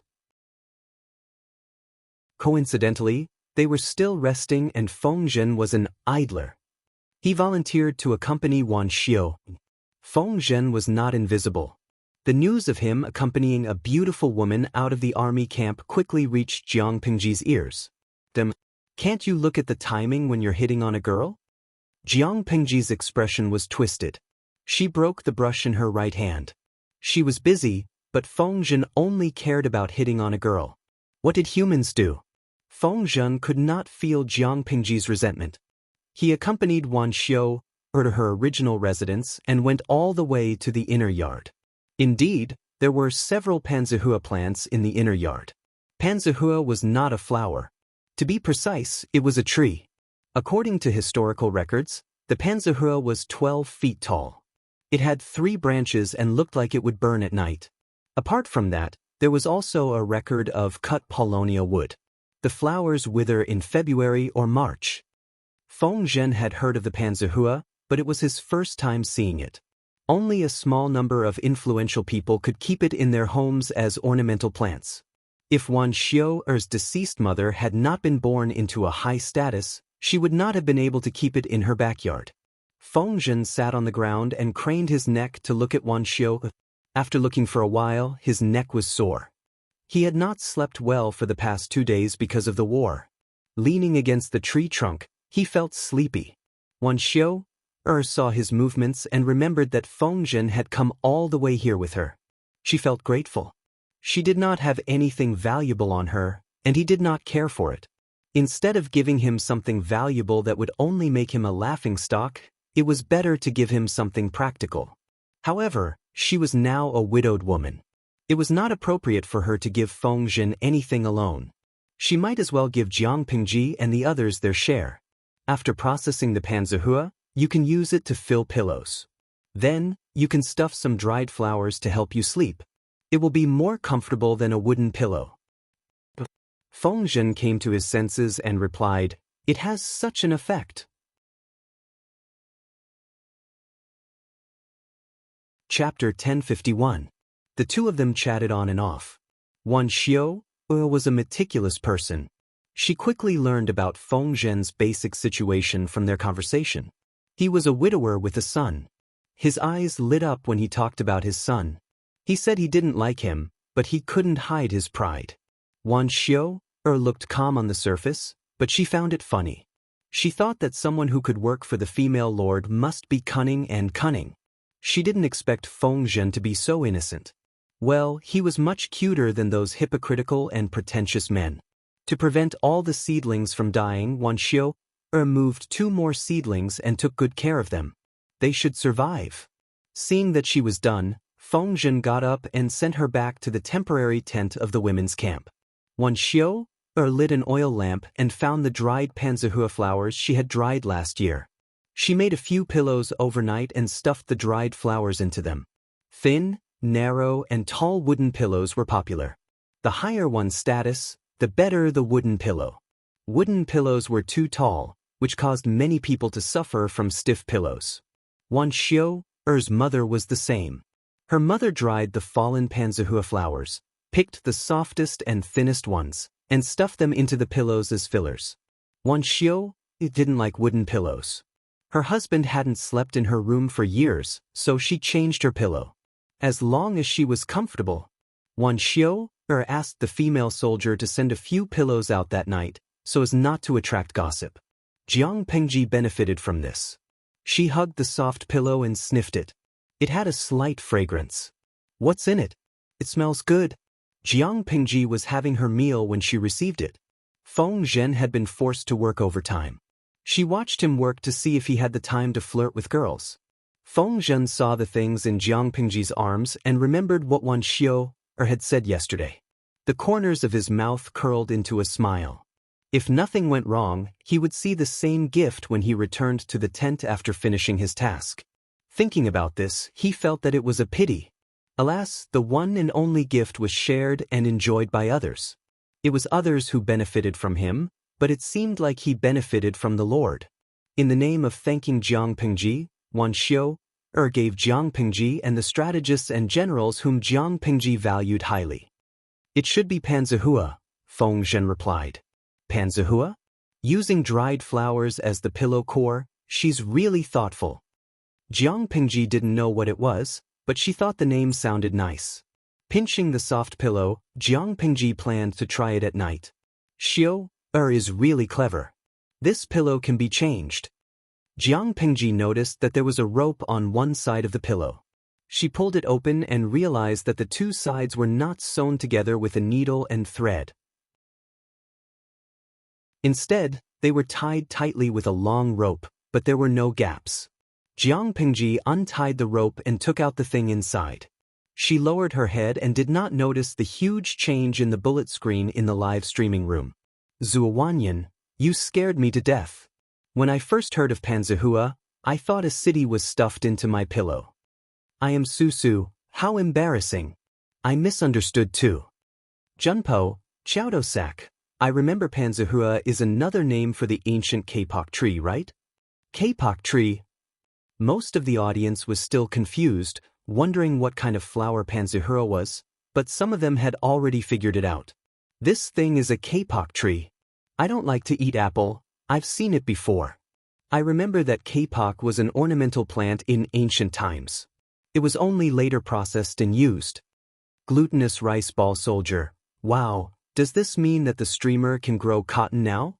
The productivity of ancient society was low, and the people had to worry about food, clothing, housing, and transportation for their entire lives. In terms of food, Jiang Pengji had already started researching sweet potatoes and sweet potatoes. These two things had a large yield and could feed many people. If she used high-yield cotton to solve the problem of clothing, when Jiang Pengji conquered the whole world, the prosperous dynasty would be just around the corner. The audience was excited, but there were also some top students who poured cold water on them. Lao Cg Lianmeng. Cotton is the seed fiber of cotton plants in the mallow family. The cotton we often talk about should be fine wool cotton. It has high yield and good fiber quality. The kapok tree belongs to the kapok family. Its stamens can be used as raw material for fabrics. The kapok tree itself can also be used to make paper. Although the cotton wool of kapok can also be made into cotton-padded clothes, in terms of garment making and production, it is definitely not as good as the cotton we are familiar with. The flowers of the kapok tree are not equivalent to cotton. With the old driver's explanation, the enthusiasm of the audience was greatly dampened. However, when Jiang Pengji took out the stuffing inside, their enthusiasm soared again. There was kapok cotton wool in it, but there was also white cotton. Jiang Pengji picked up a ball and squeezed it. It felt good. In her era, real pure cotton clothes could only be worn by the rich. However, pure cotton clothes had all kinds of problems. As a soldier, Jiang Pengji could only wear it once or twice when she was on vacation. Normally, she wore the special military uniform. The military uniform was made from a certain extremely tough plant fiber in the galaxy. It was more comfortable to the touch than cotton, but it was difficult for a normal knife to cut it. Therefore, she did not know what cotton was called in ancient times, but she knew what this ball of stuff was used for. In her excitement, Jiang Pingji smashed the table in front of her. The sudden loud noise scared Fengzhen so much that he could not even hold the brush steadily. He actually drew a long line of ink on the rice paper. What was she doing? Fengzhen raised his head to look at his lord. Selfishly, he thought that the utensils his lord used should be made of copper or iron. Otherwise, changing them every few days was too wasteful. My lord? Fengzhen asked weakly. Jiang Pingji suddenly stood up and said, "You continue, I'll leave first." She patted her butt and left without a word. Fengzhen, now that his lord was not around, could he sneak around and do something? Wan Xiu was sorting out the things that Fengzhen had sent. She definitely could not go with the army. The biggest possibility was that Jiang Pingji would send her to her territory. With this thought in mind, Wan Xiu began to pack her luggage so that she would not be flustered when the time came. Hearing movement outside, Wan Xiu stretched her neck in surprise. Seeing that it was Jiang Pingji, she stood up and bowed. No need to be so polite. Jiang Pingji released her palm and asked directly, "Where did you get this thing?" Wan Xiu was shocked. She thought that there was something wrong with the ball of cotton wool. Her originally pale face became even paler. Could it be that someone had done something to the cotton wool? Someone had used her to frame Lu Shi? For a moment, all kinds of conspiracy theories and shady plots flashed through her mind. After a while, she said hesitantly, This is the tree that I planted in the courtyard. Is there anything wrong with it? Could it be that something had really happened? Jiang Pingji excitedly grabbed Wan Xiu's delicate hand. She asked excitedly, "How many more? Where are the trees?" Wan Xiu was confused, but she breathed a sigh of relief. Judging from Jiang Pingji's expression, it shouldn't be anything bad. She could rest assured. There are 3 of these trees in the courtyard. There are also 7 normal pangji flowers. Wan Xiu did not know the name of the tree that grew the cotton wool, but it was mixed with the pangji flowers as part of the dowry. It should also be a type of pangji flower. At most, it looked a little strange.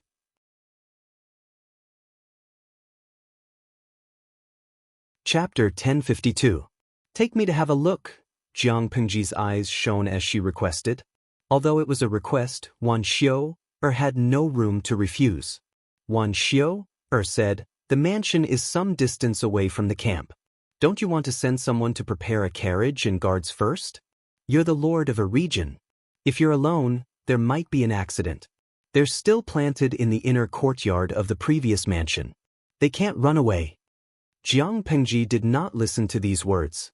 She pulled Wan Xiu out of the military tent and said to the orderly who was waiting outside, "Prepare the horse."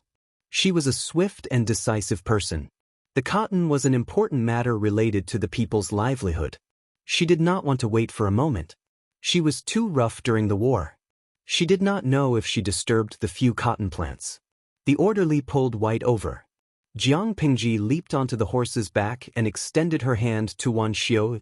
Wan Xiu subconsciously extended her hand. She only felt Jiang Pingji lift her up the horse with force. Surprise! Before Wan Xiu could react, Jiang Pingji had already galloped out of the camp. A few orderly behind her mounted the horse and followed her. However, their lord's mount was too powerful. White had not unleashed its full power for a long time. It could not stop once it started galloping. When the few orderly and guards arrived at the destination, trembling with fear, Jiang Pingji had been looking at the few cotton plants for a long time. Wan Xiu was still in a state of shock. Her clothes were disheveled. Her hair was scattered on her shoulders. The pearls and jades that were used to hold her in place were gone. Looking at her, they thought that their lord had pinned them to the ground. "Why are you so late?" The panting soldier was dumbfounded and subconsciously asked for forgiveness. Jiang Pingji said, "Forget it. Go get a shovel and dig up all these trees. Remember not to damage the roots." Everyone was stunned for a moment before they reacted. They all went to find shovels. Be careful. When you dig them out, the roots must be wrapped in soil, Jiang Pingji commanded the whole time. The soldiers were trembling with fear as if they were walking on thin ice. It was not that they were timid. Anyone who had seen Jiang Pingji kill enemies on the battlefield would be afraid of her. They were busy until sunset. The few trees were carefully moved out. To make it easier to move, they even found an extra-large pottery tank. Jiang Pingji drilled a few holes at the bottom of a few ceramic jars for easy watering in the future. The cotton was not tall. The 3 stalks were only 4 to 5 feet tall. The panzerhua was slightly taller, but it was only a little more than 10 feet. Jiang Pingji heaved a sigh of relief when she saw that they had been moved out safely. Wan Xiaoer's curiosity was piqued. She knew that Jiang Pingji was a person who would do great things. If the thing was useless, Jiang Pingji would not be so nervous. Is there anything unusual about this object? Wan Xiaoer had been planting them for a few years. Apart from the unique pattern, the dried flowers could be used to fill pillows and mattresses, but there seemed to be no other use for them. Because of the cotton and the kapok tree, Jiang Pingji's impression of Wan Xiaoer went up another level. She said bluntly, "Of course there is. It can protect all the people in the world from the cold." Wan Xiaoer blinked her eyes. Of course, she would not doubt Jiang Pingji's words, but these ornamental plants, were they really that powerful? So that the people of the world would not suffer from the cold? Even the reincarnation of a saint would not be able to do this, right? You've done a great service. Jiang Pingji pressed her hands on both sides of her shoulders. I can't thank you enough. If you have any needs, I will definitely satisfy them. Although they were separated by thick clothes and a mink fur cloak, she could still feel Jiang Pingji's slender hands. They were very strong and inexplicably gave her a sense of security that she had never felt before. Wan Xiaoer would not have believed such an ordinary promise in the past, but the person who said it was Jiang Pingji, so she believed it. I can't accept such a promise. A gentleman's promise is worth the 5 mountains. Jiang Pingji emphasized. She did not say it casually. Wan Xiaoer's face suddenly turned red.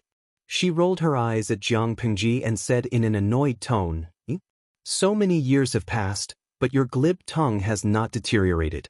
You said that to Jingxian back then, and now it's me. Who else do you want to say that to in the future? She remembered clearly that when Jiang Pingji's gender was exposed, many noble ladies ridiculed her, and Wan Xiaoer was also jealous. She never thought that Jiang Pingji would use the same words to coax Wei Jingxian. Really, can't you change it? Jiang Pingji, Wan Xiaoer chuckled. Fine. I believe you.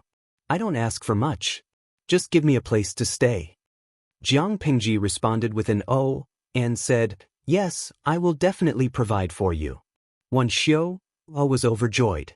Her smile these 2 days was more than the sum of the previous years.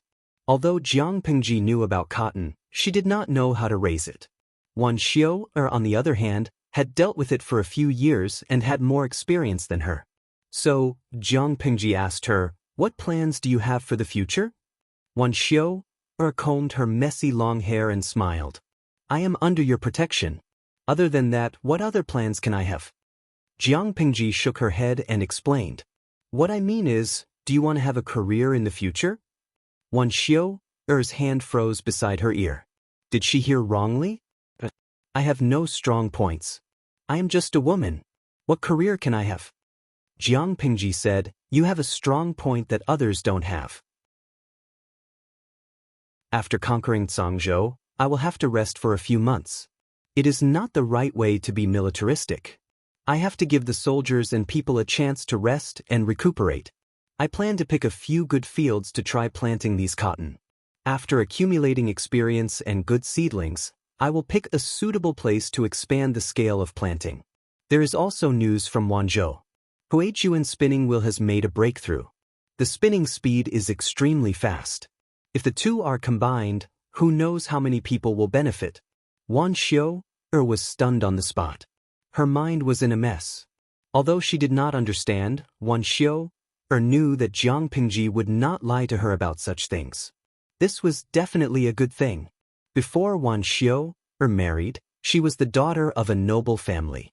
After she married, she became a noble lady. Her marriage was not satisfactory, but the quality of her life was good.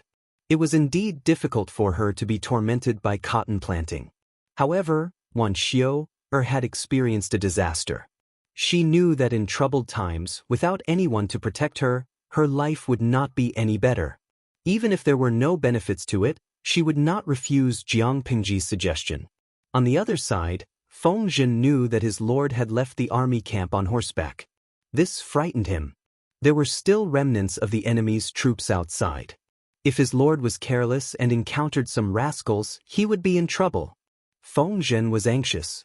He arranged for a group of people to escort him to Jiangpingji. The warhorse's jolting made his buttocks hurt. He hurried and arrived just in time to catch a few soldiers carrying pots of cotton and kapok trees. They were moving them to the carriage. Oh my! Weren't these Lady Wan's treasures? His lord brought Lady Wan here and even asked people to dig out these trees. What was she trying to do? Feng Zhen dismounted from the horse in a sorry state. He raised his hand to fling the hair tie around his neck to the back of his head. Guess what he saw? He saw his lord and Wan Xiu walking out of the courtyard side by side. The former was talking and laughing, while the latter was, timidly, hanging her head and wringing her sleeves. Wan Xiu's hair was loose, and her clothes seemed to have been tidied up. Feng Zhen was shocked. **CK, Wei Ci, Wei Zixiao.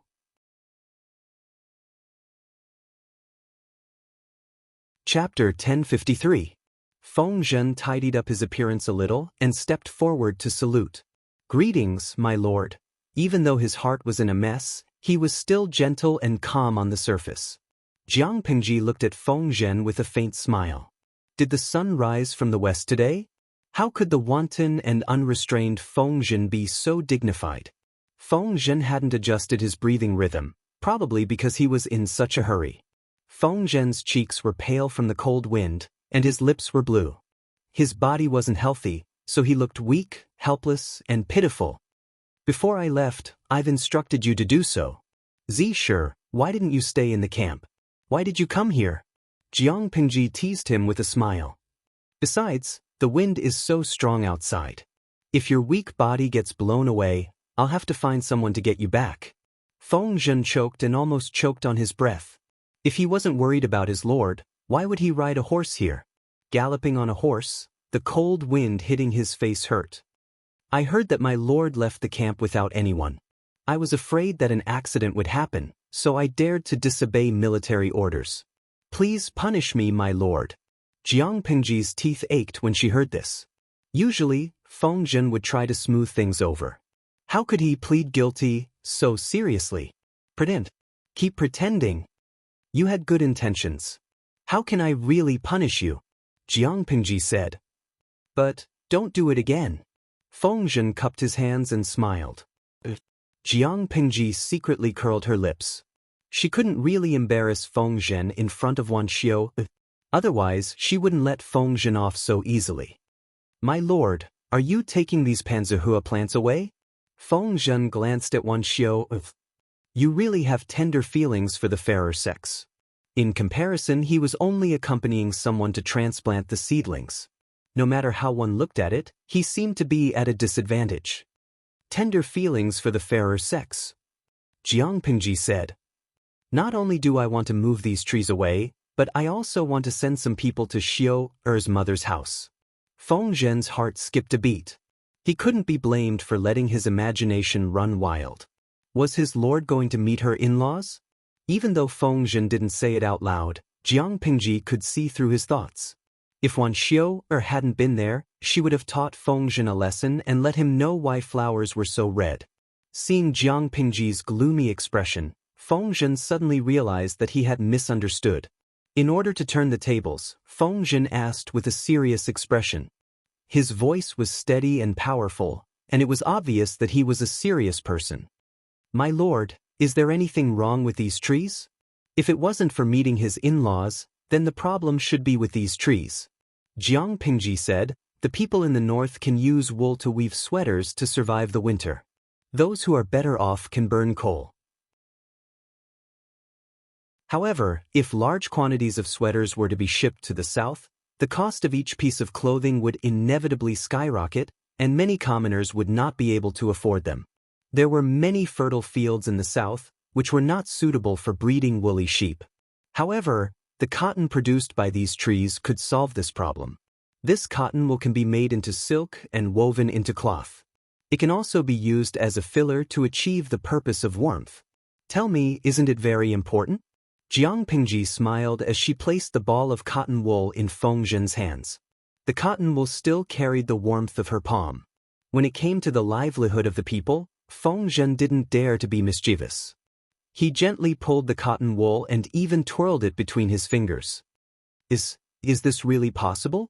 In a split second, various thoughts flashed through his mind. Many nobles have brought this thing to play with. I wonder if it's easy to raise? If it's not easy to raise, even if it can be woven into clothes, commoners won't be able to afford it. Also, how much fertile land does this plant take up? If it takes up too much fertile land, it will definitely reduce the production of grain. How will the commoners survive then? If one plant is planted, how much cotton wool can be harvested in a year? How many clothes and bedding can be made into? If a year's hard work isn't enough to cover the cost, then it's better not to plant it at all. Feng Zhen considered everything. Apart from these questions, he still had a string of doubts. It was a good thing that cotton wool could be woven into clothes, but there were still many unresolved problems. Feng Zhen might be unreliable normally, but he was very charming when he was serious. Didn't he see that the audience in the live stream was cheering for him? When Wan Xiao heard Feng Zhen's question, her burning heart cooled a little. Yes, it seemed that she had been too optimistic just now. There were many things that she hadn't considered. At that moment, Jiang Pingji's voice reached her ears. Because of this, we have to send someone to Xiao's home to take a look. I think we can find more useful information there. Although there was a live stream, the two worlds were completely different. Not only was the distribution of land and sea different, but even the animals and plants were different. According to the situation in the audience's previous world, it was impossible for a crop like cotton to appear. Of course, there were only a few differences. Most of them were similar. She could use the information provided by the audience as a reference, but it couldn't be used as a final conclusion. Seeing that his lord was rational, Feng Zhen didn't continue to pour cold water on her. Instead, he pinched the ball of cotton wool with great interest. If it can really solve the problem of clothing for the commoners, who knows how many commoners would be willing to set up a longevity tablet for Lady Wan and offer incense to her 3 meals a day? Wan Xiao's cheeks flushed red. How can I be worthy? Mr. Feng's words are too much. Even if there's merit, it's the work of the magistrate of Liuzhou. Many nobles have this plant in their backyards, but no one has said that it can weave cloth and make clothes for the benefit of the commoners. Since ancient times, how many nobles had been unable to make the commoners set up longevity tablets on their own? How could it be her turn? Feng Zhen smiled and said, Lady Wan's thoughts are exquisite, and her words are pleasant to the ear. No wonder my lord cares for her so much. Jiang Pingji coughed softly, interrupting their conversation. This matter shouldn't be publicized. We must send a few reliable people to handle it. There can't be any mistakes. In addition, it's not suitable for Xiao to follow the army into battle. Remember to send her to Wanzhou to settle down. If these two matters aren't handled well, I'll definitely settle accounts with you. Feng Zhen cupped his hands and bowed seriously. This matter concerned the commoner's livelihood, so it had to be handled properly no matter what. The army didn't have much time to rest, so this matter had to be put on the agenda as soon as possible. Wan Xiao, who was standing to the side, heaved a sigh of relief. Fortunately, she had anticipated this and packed her luggage in advance. Otherwise, she would definitely be in a mess. Feng Zhen was nimble and efficient. Everything had been arranged early the next morning. Lady Wan, I have a presumptuous request. A trace of surprise flashed in Wan Xiao's eyes, but she said, Please speak, Mr. Feng.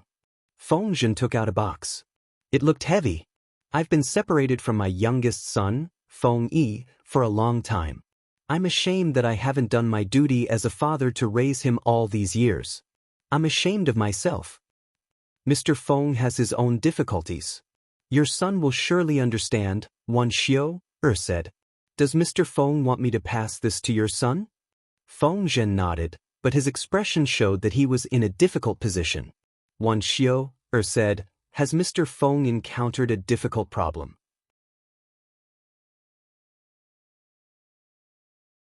Chapter 1054. This Mr. Feng has a loving father's heart. Wan Xiu, thought of Feng Zhen's request and her heart softened. She was disgusted by her dead husband, but she loved children. If her aborted child could have been born, would it be enlightened by now? Unfortunately, fate was too thin. Other than her, there were also female soldiers in the carriage who took care of her and ensured her safety. The female soldiers had never interacted with Feng Zhen, so they didn't know his nature. However, people liked to imagine things. If they liked someone, they couldn't help but label them as good. Military advisor Feng was so wise, he must be a loving father. Feng Yi, who didn't know the truth, could only say hee. A month later, Feng Yi received a box that her father had mailed from thousands of miles away. There was nothing else in the box except for all kinds of delicate things. It was Feng Zhen's letters to Feng Yi. No more, no less. There were 24 letters in total, and each letter had 4 to 5 pages. They felt very heavy to the touch. Feng Zhen didn't care about being a father and often joked with his son. Although the father and son were separated more often than not, their relationship was much better than that of other fathers and sons in feudal families. Thank you, madam. Feng Yi, who still looked young, thanked Wan Xiu. He was gentle, polite, and well-mannered. As Wan Xiu looked at the handsome young man in front of her, she had a better impression of him. Her son was so cute and polite. As a father, Feng Zhen was no different. Sigh. If it weren't for this world, Feng Yi would have stayed by Feng Zhen's side and become the father and son that others envied. Wan Xiu saw that Feng Yi's face was weak and seemed to be born with a congenital defect. Her heart softened. Weak but full of spiritual energy, like a beautiful jade with a spirit of heaven and earth. Who wouldn't like it? Wan Xiu smiled. What are you thanking me for? If not for Mr. Feng's arrangements, I might not have reached Wanzhou safely. Feng Yi saw that she looked tired. She must have been tired from the long journey. Thus, he asked thoughtfully, Madam, have you found a place to stay since you came here? Wan Xiu thought about it and shook her head. She hadn't found a place to stay. Feng Yi said, if you don't mind, you can stay here for a few days. His father was often not at home, so the inner courtyard was empty. It was not a problem for his wife to live there. It was already late, so it would not be appropriate to look for a guest house to stay for the night. Madam has helped my father greatly. As a son, how can I neglect my benefactor? This lad knows some people and can help Madam inquire about the nearby houses that can be rented. You're a woman, it's always inconvenient for you to be outside. Why don't you stay in my humble abode for the time being and wait for me to find a house to rent or a place to live for a long time before moving out? It will save me the trouble of going back and forth. Wan Xiu blinked and looked at the young boy in front of her in surprise. His height wasn't even as high as his chest. His words were reasonable, and he did things in an orderly manner. He could already see his future demeanor. Isn't this too troublesome? Feng Yi said, Father isn't at home, and there are only a few servants and maids to take care of him. It won't be troublesome. Wan Xiu suddenly remembered Feng Zhen's request and sighed in her heart. What a pitiful child. If that's the case, I'll have to trouble you. Feng Yi nodded. He asked for leave from the master of the Golden Scale Academy, skipped the riding and archery class in the afternoon, and brought Wan Xiu to his home. When they arrived at the Feng Manor, Wan Xiu felt a headache coming on. Was she taking care of this child, or was this child taking care of her? Feng Yi arranged a separate and clean guest house for her, and sent the housekeeper to a broker to pick out maids to serve her, as well as servants to do rough work. Apart from these, she also ordered people to prepare daily necessities, and had the tailor come over to take measurements and make new clothes. It was a mess, but this child seemed to be very familiar with it and did it with ease. The more this was so, the more Wan Xiu's heart ached for Feng Yi. Who wouldn't like an obedient, sensible, and intelligent child? Wan Xiu even imagined a tragic scene where her father wasn't around and the child had to shoulder the burden of the manor alone. Down, the madam in the guest house? The housekeeper asked hesitantly. Feng Yi opened Feng Zhen's letter and read it word by word. Starting from the earliest date, most of the letters were about longing, experiences along the way, and interesting events in the army. At father's age, Feng Yi glanced at the housekeeper out of the corner of his eye and said calmly, "It's time for him to settle down." The housekeeper choked. Once again, he deeply realized who the master of the Feng manor was. This, Feng Yi said, "It's not right for a man at 30 to still indulge in debauchery. It would be great if someone could control him." The housekeeper was speechless. Suddenly, he felt that the roles of the father and son in the family had been reversed. Feng Yi was the old father who was heartbroken by his rebellious son. But master might not have this intention, the housekeeper said weakly. Feng Yi smiled and said with certainty, "Just now, I tested the madam. She had a very good impression of my father. She even praised him as a pure and upright gentleman. Steward, if my father didn't have such an intention, do you think he would be associated with these 8 words? It was because he had an interest that he pretended to be." The housekeeper finally understood and nodded with emotion. This was probably the rumored, "No one knows a son better than his father?" After thinking for a while, the housekeeper still didn't realize what was wrong with his words. If Feng Zhen knew that his son understood him so well, he would definitely be extremely gratified. After sending off Wan Xiu's convoy, he gathered his thoughts and focused his energy on the battle. 2 days had passed. Huang Song and Jiang Pingji had also dealt with the division of the captives. Feng Jin and Wei Ci were in charge of negotiations on Jiang Pingji's side, while Cheng Jing and Nye Sun were in charge of Huang Song's side. Because of Huang Song's approval and hints, the two of them didn't take a strong stance on this issue. This was a situation that both sides would be satisfied with, but someone was unhappy. When Yuan Xian heard that his lord Huang Song had given up most of the money and didn't argue when it came to the distribution of the captives, military supplies, and property, he was suddenly dissatisfied. It wasn't that he was dissatisfied with Huang Song's modesty, but he suspected that someone was biased towards Jiang Pingji and was helping an outsider. Who was this person? Nye Sun's face appeared in Yuan Xian's mind.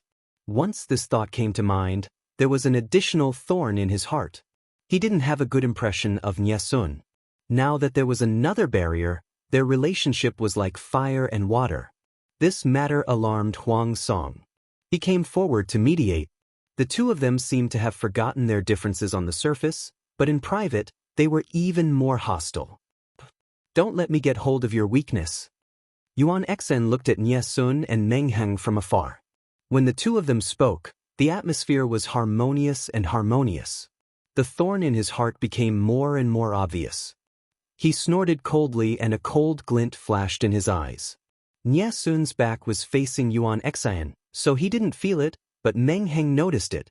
Meng Heng naturally shifted his gaze away. His expression was normal and he didn't reveal any flaws. He even bowed gratefully to Nye Sun.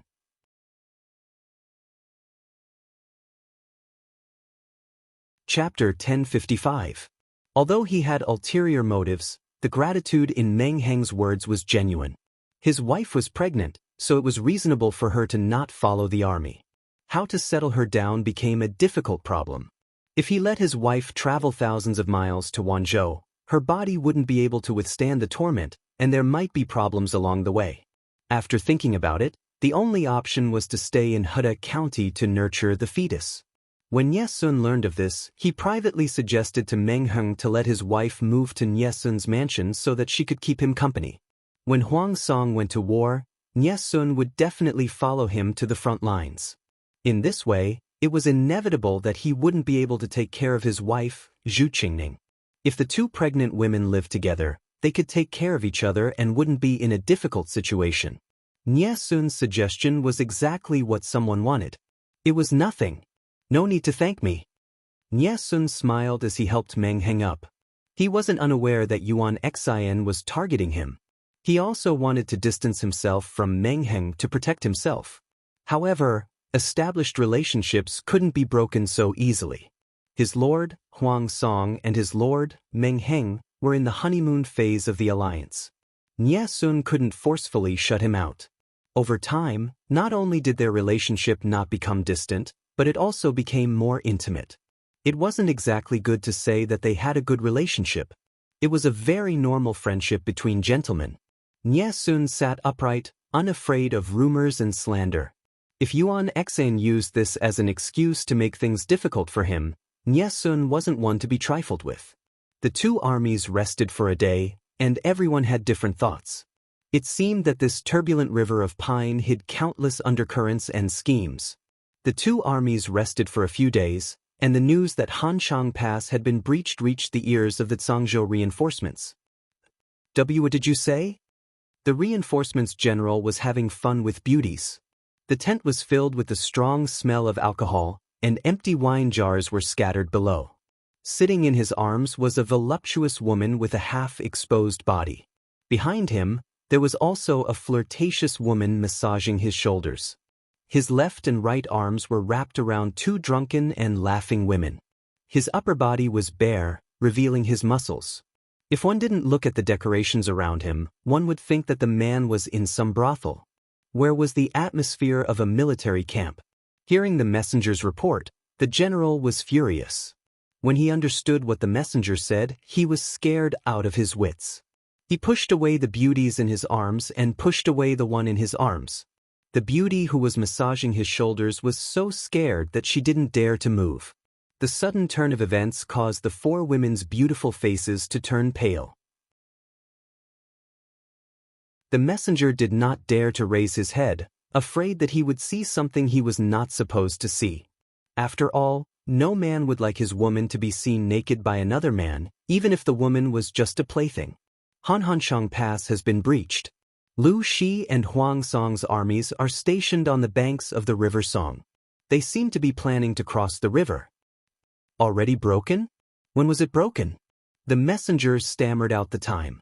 The general was so angry that he waved his hand, and the bamboo slips and wine bottles on the table fell to the ground. Why didn't anyone tell me about such a big thing?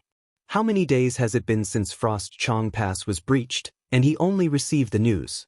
If this news spread to Meng County in Song Prefecture, then, thinking of the possible consequences, the general's strong body shivered. Even if there were a few charcoal basins in the tent, it couldn't dispel the coldness in his heart. There was no reason for him not to be afraid.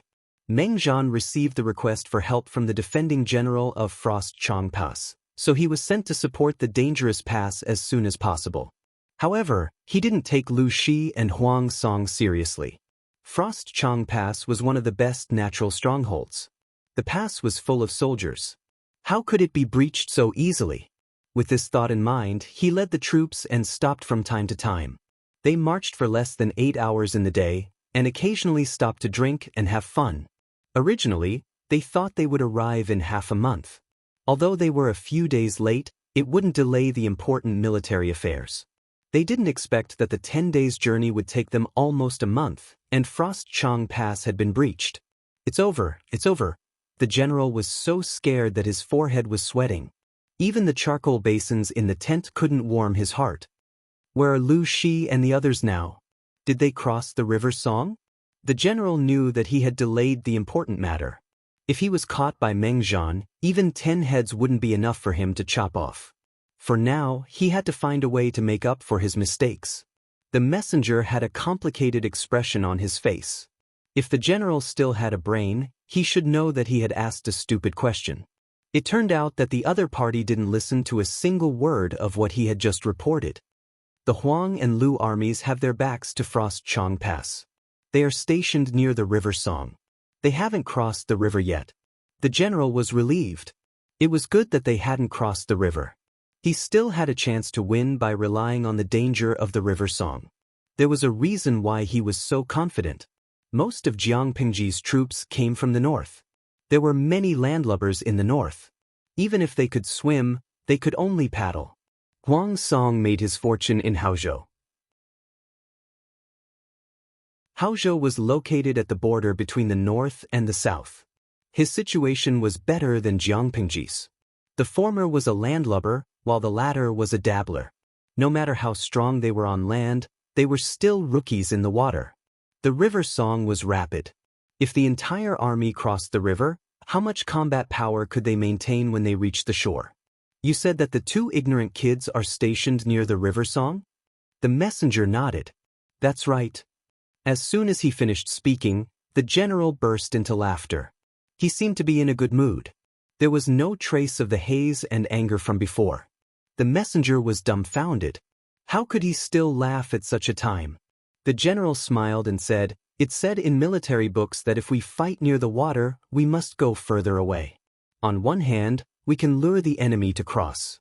On the other hand, we can make it seem like the enemy. If we want to fight, we can't meet the enemy near the water, for fear that we won't be able to cross. If we don't want to fight, we can block the water so that the enemy can't help us. If the enemy leads troops to cross the water to fight, we can attack them when they are halfway across the water." The two ignorant kids, Huang and Lu, don't even know this bit of military strategy. What's there to be afraid of? If they fought near the river, experienced generals would set up their camps further away from the river. There were two advantages to doing so. On one hand, it could lure the enemy to cross the river. On the other hand, it could dispel the enemy's suspicions. If the enemy fell for it, they could attack them when they were halfway across the river. Huang Song and Lu Shi had set up their camps near the river song. Would he be so stupid as to fall for it and give them a chance to attack when they were halfway across? The messenger didn't know how to respond. He wasn't very educated. He only understood a little of what the general said. However, looking at his general's confident look, he should be very confident, right? The general ordered the whole army to speed up and try to reach the river song before the Huang and Lu armies crossed the river. Little did he know that Jiang Pingji and Huang Song had changed their minds. The reason for their change of mind was also quite helpless. Jiang Pingji knew that shipbuilding technology in ancient times was backward, but she never expected it to be this backward. This kind of boat. Before crossing the river song, the hull has already been broken into pieces, right? She mocked them bluntly. Although it wasn't that serious, it wasn't far off. They could cross the river, but they couldn't count on them to fight on the water.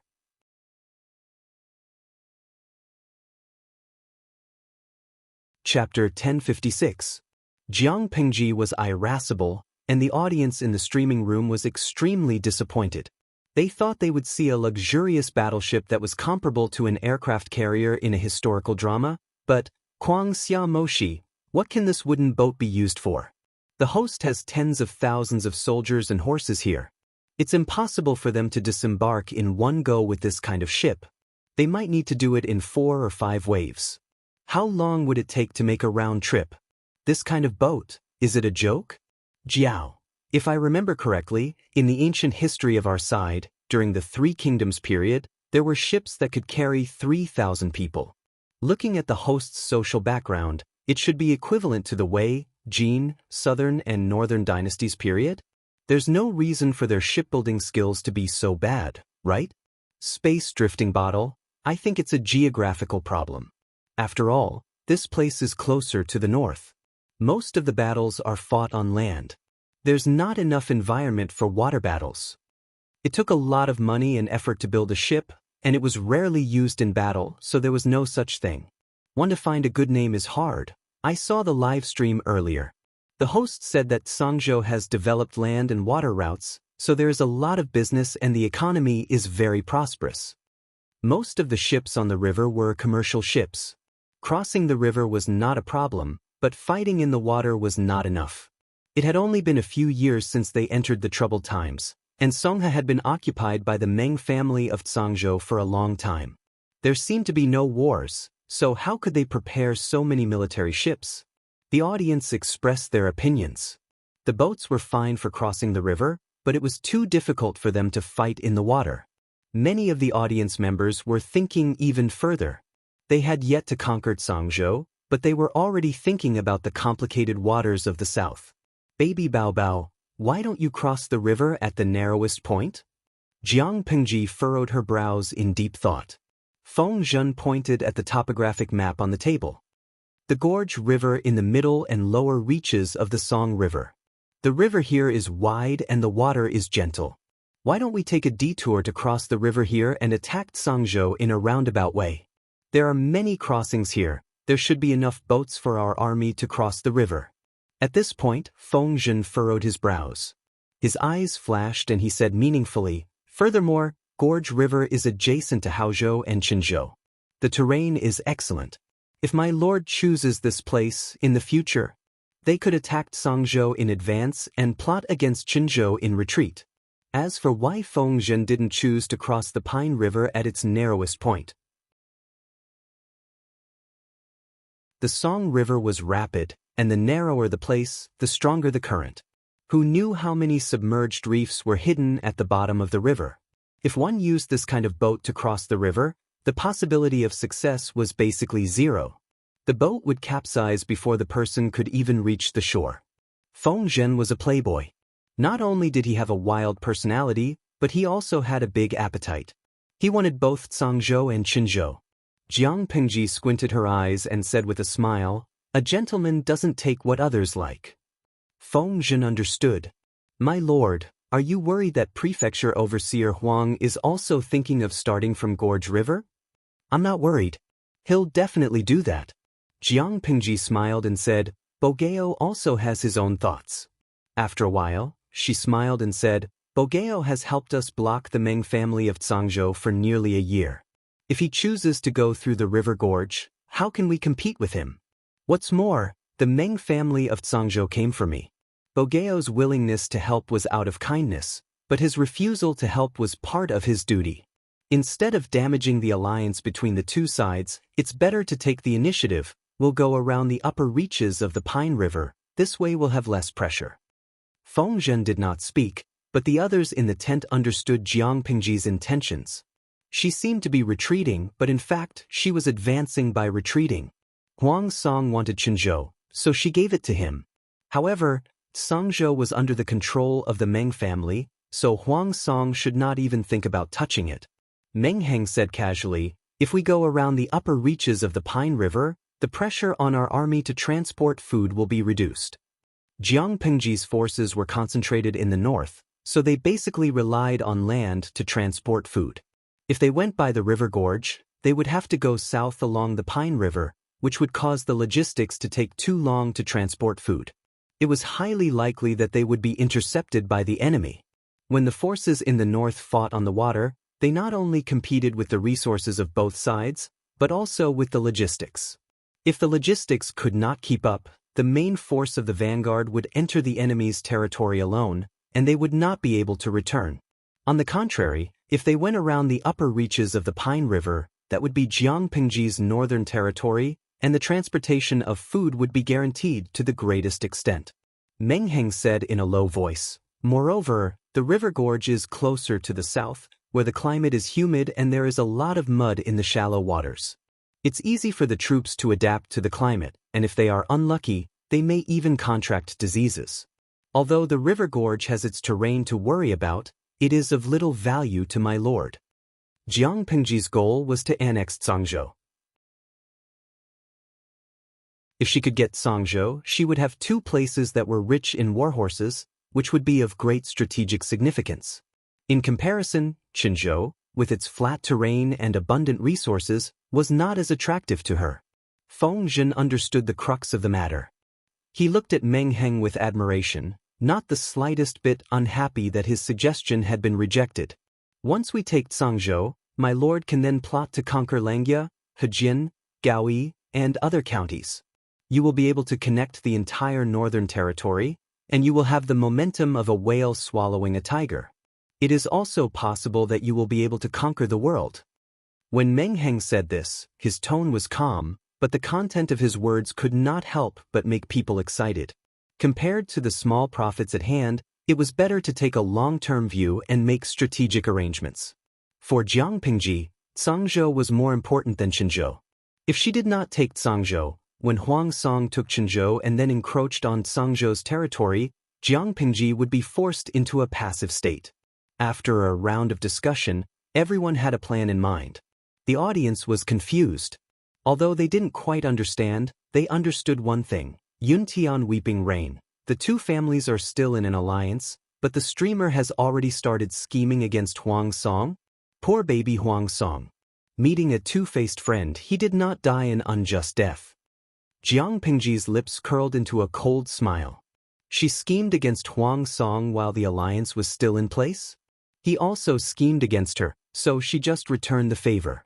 She was a traitor, so there was no need to talk about morality and righteousness. Just as Jiang Pingji expected, after receiving the news that Songzhou's reinforcements had arrived on the other side of the Song River, Huang Song suggested to her to split up and cross the river. Jiang Pingji took the initiative to suggest leading the troops north along the Song River, while Huang Song wanted to lead the troops south along the Song River and attacked Songzhou from the north and south. Regarding this arrangement, both armies had no objections. In order not to arouse the enemy's suspicions, the two armies withdrew overnight.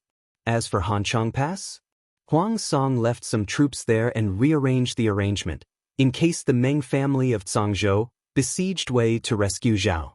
Before the army withdrew their camp, Huang Song expressed his feelings and said to Feng Ju, "Don't you want to go and take a look?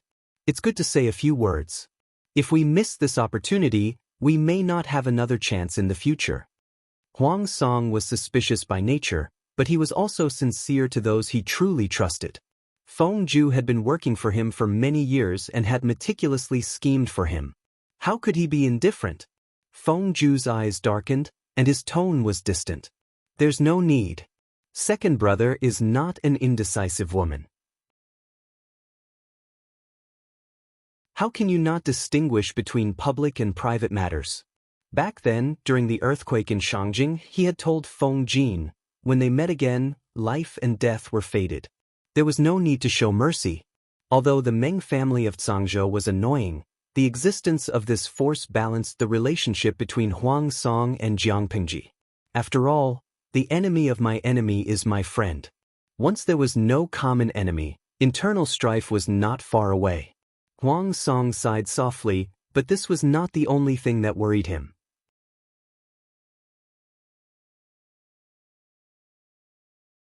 Chapter 1057. Huang Song was not in a good mood for the past 2 days. Humans were not plants. How could they be emotionless? He did not have Jiang Pingji's rich experience and strong beliefs. He also did not have Feng Ju and Feng Jin's calm and ruthless rationality. He knew that they were different paths, but when he thought of his youth, he always felt a sense of melancholy. If the world was peaceful, how many lives would be spared? However, he was Huang Song, a warlord who had come from humble beginnings to where he was today. Even if his heart was a little soft, he would not be soft-hearted when it was time to be cold and hard. At most, he would complain a little when he was emotional. "What? I lose?" Huang Song looked calm, but when facing Jiang Pingji, he had always been in a weak and passive position. When? He wanted to tell himself over and over again that he could do it, attacked Songzhou from the top and Qinzhou from the bottom. When he occupied 3 states, he would be qualified to challenge Jiang Pingji, who dominated the north. However, would things really go so smoothly? Huang Song was confused for a moment. He did not dare to tell anyone else about this confusion and lack of confidence. He did not even dare to reveal it to his wife and son. He even kept his mouth shut when he slept at night, for fear that he would reveal it when he talked in his sleep. Huang Song felt very guilty after saying such depressing words to Feng Ju, but he could not help but confide in him. He was not afraid of death. He was afraid that he could not bear such heavy expectations. Feng Ju stared at him unblinkingly with his deep, pitch-black eyes. Just when Huang Song thought that the other party would be disappointed, Feng Ju smiled and said, "If we lose, Ju will accompany you to battle the Azura Hell again. There will not be another Lu Lanting there." Huang Song was stunned when he heard this. He felt as if he had been struck by lightning. His whole body was filled with emotions, and his limbs and bones felt numb. Feng Ju said, "My lord, do you feel a lot of pressure recently?" Huang Song nodded. He had not felt anything before, but he inadvertently turned his head and watched Jiang Pingji's army disappear into the night. He suddenly had a myriad of thoughts. He had thought too much without paying attention. He had imposed a heavy psychological shackle on himself. It was as if after this farewell, the friendship of their youth could never return.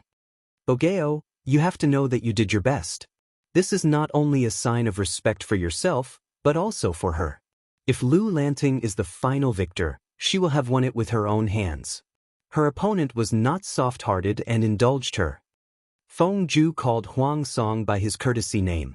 Ever since the two of them became ruler and subject, this kind of intimate address became less and less frequent. Huang Song was just feeling it on the spur of the moment. After hearing Feng Ju's words, his slightly heated mind also calmed down. As the cold wind blew, the rising sun slowly rose from the horizon. The increasingly dazzling morning light dispersed the hesitation and haze in Huang Song's heart. In front of Feng Ju, Huang Song was still a little emotional. Once he entered the Lord state, he became a person who did not show his emotions. It was difficult for others to pry into his true emotions from his face. Just as he was adjusting his mood, his uncle Yuanxin said that he had something important to report. What is it? Huang Song thought that something strange had happened ahead, and his eyebrows furrowed slightly. Yuan Xen cupped his fists and bowed. He looked around to make sure that there was no suspicious person nearby before he whispered what had happened. Yesterday, I found out that Nie Qingyun and Lu Shi's subordinate, Meng Heng, are very close. They have a close relationship. Huang Song's eyebrows twitched. His slightly soothing mood was once again disturbed by this uncle.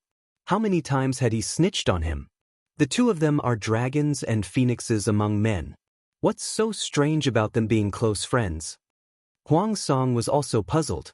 This uncle of his was good at fighting and was very brave. He was good in every way, but he just couldn't get along with Nie Sun. He had personally come forward to mediate the conflict between the two, but he did not expect Yuanxin to snitch on him. He was friends with Lord Meng Heng. Cheng Jing and Feng Zhen were even pen pals who had met each other. Feng Ju and Feng Jin were brothers born from the same womb. What was wrong with Nie Sun and Meng Heng talking for a while? Huang Song had a good temper with his clansmen, but that was not always the case.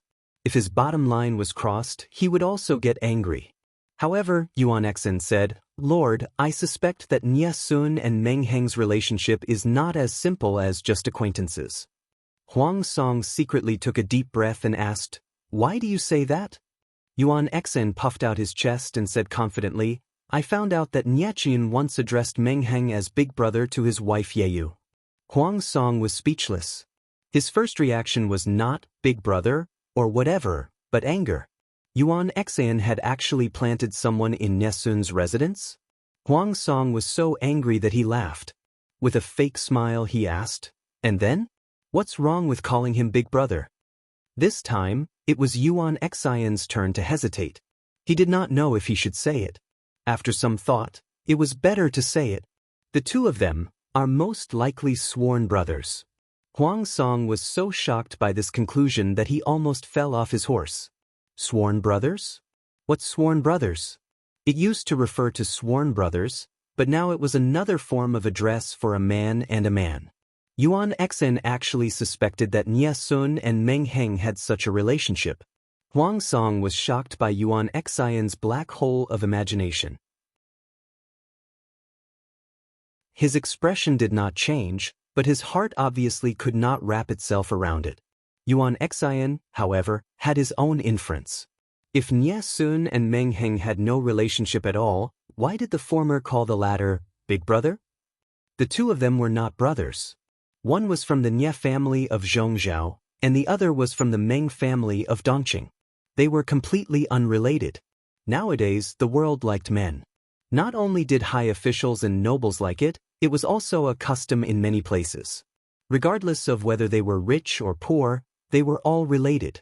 The older ones were sworn brothers, and the younger ones were sworn brothers. When the sworn brother married into the younger brother's family, the younger brother's parents doted on him like a son-in-law. In the future, the younger brother's living expenses and marriage expenses would all be taken care of by the sworn brother. The lovers would get married after the age of 30 and still sleep together like a married couple. Look, many people were used to this and even treated the sworn brother as a son-in-law. When the sworn brother married a wife, they would even give him a certain amount of expenses. However, Xianxia and Meng Heng were both married. Their wives were pregnant, but they actually had such a despicable relationship. Huang Song struggled to climb out of this dark hole in his brain. "Uncle, you are not a married woman in the backyard. Why are you so talkative?" Huang Song's words were already impolite. Yuanxin's face turned red and he felt really awkward. Qingyun is Song's confidant and a noble gentleman. How would he be interested in men? Apart from that, you should restrain yourself and quickly wipe out your spies in Qingyun's backyard. Qingyun didn't stay in the backyard, but he will eventually find out. Huang Song's scolding made Yuan Xian so embarrassed that he wanted to die. He had lost 40 years of face. He wouldn't hate Huang Song, but he would blame it on Xianxia. Before he left, Yuan Xian added in a stern voice, "My lord, I am loyal to you. Why would I hurt you?" Nie Qingyun is indeed suspicious. Yuan Xian was rarely so attentive. He pulled out Feng Ju. Mr. Feng and Feng Ju are biological brothers. The two of them know how to avoid each other and only see each other twice in the past few days. If Nie Qingyun really didn't have any tricks up his sleeves, why didn't he avoid Meng Heng? He even called him Big Brother when the couple whispered at night. At that moment, Huang Song really believed Yuan Xian, but his rationality made him choose to trust Xianxia.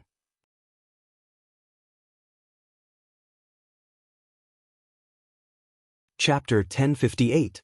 Compared to Huang Song's melancholy, Jiang Pingji's emotions were calm. It seemed that nothing could attract her attention. As they marched north along the Song River, they learned about the situation in various parts of Cangzhou. Meng Heng and Meng Hun were both from Cangzhou. Although the former was a Zongzi with no real power, and the latter was a former lieutenant who had defected from Cangzhou for 8 years, the two of them knew more about Cangzhou than others. Meng Hun told him what he knew, and Meng Heng added a few more sentences.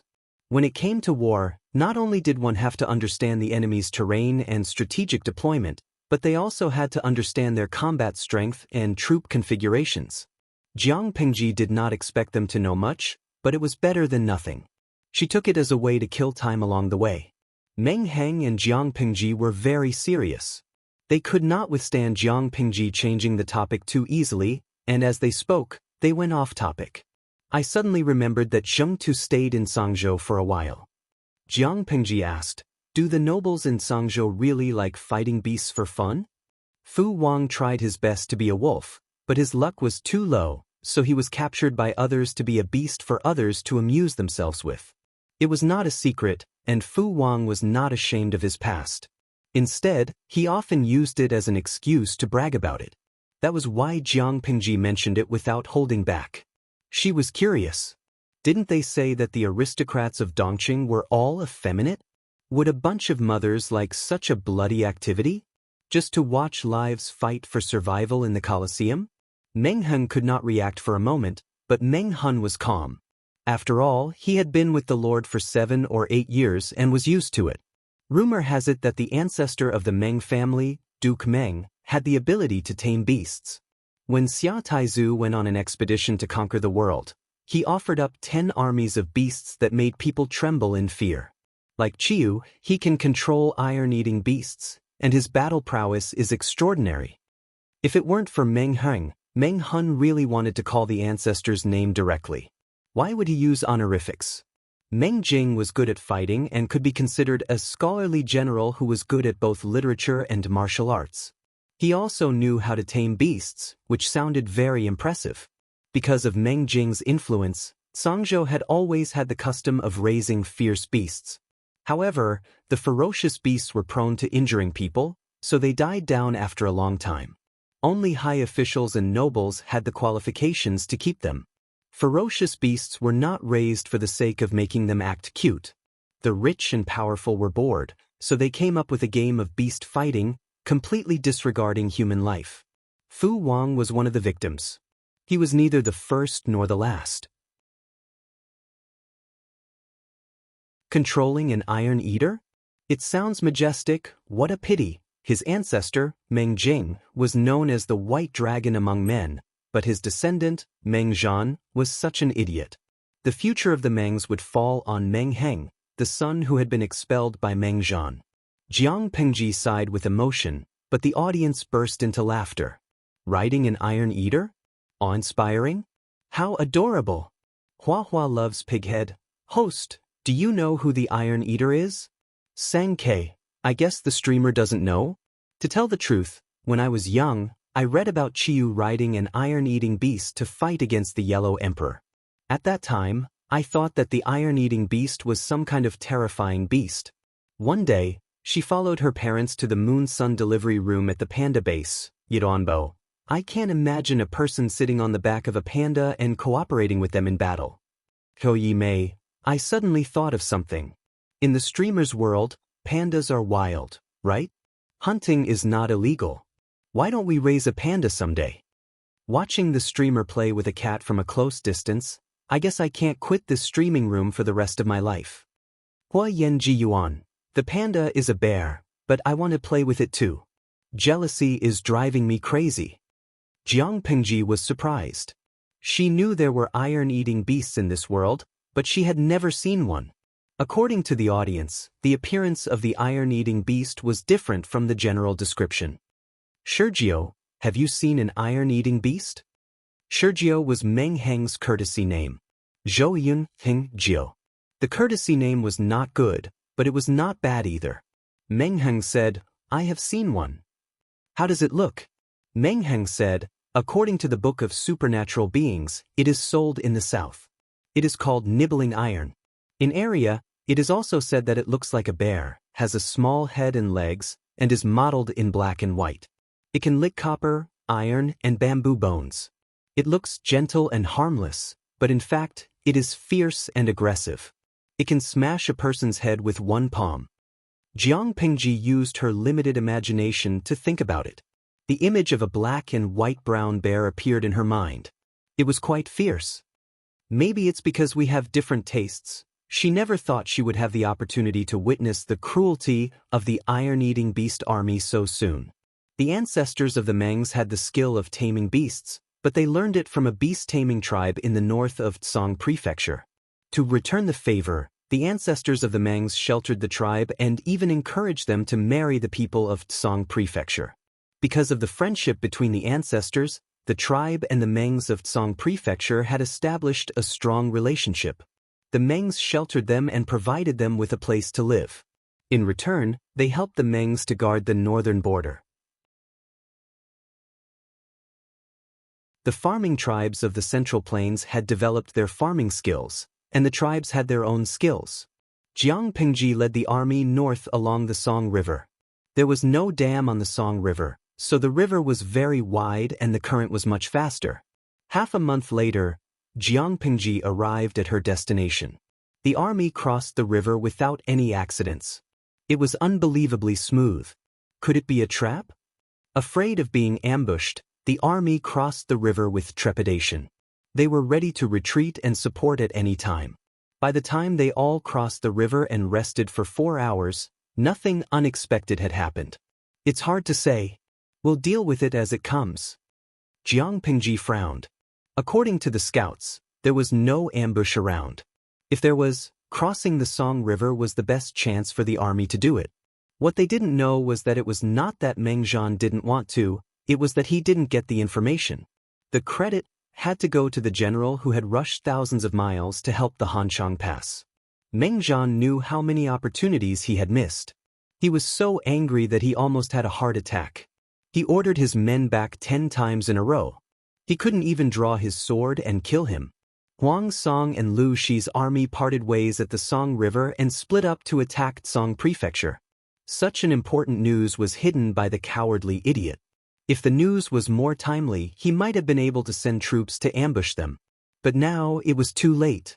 Meng Zhan was indeed an old ginger. He was more experienced than the new ginger. After venting his anger by killing people, he calmed down quickly. There weren't many strategic crossings along the Song River in Sangzhou. Huang Song and Lu Shi, the two kids, were probably planning to attack from both sides. Following this train of thought, Meng Zhan quickly circled a few points, drafted a document, and sent out the order as fast as he could. Even if he couldn't resist the fierce attack, he couldn't let the two kids have it easy. Meng Zhan's eyes flashed with madness. He seemed to have thought of something. He sat back on the mat and picked up the brush to grind the ink. Quickly, send these 2 letters to the general guarding Zhangjiang Pass and Yumen Pass. There were 3 natural barriers in Tsang Prefecture: Hanshang Pass, Zhangjiang Pass, and Yumen Pass. Hanshang Pass was a natural barrier to defend against the forces in Dongqing. Zhangjiang Pass and Yumen Pass were different.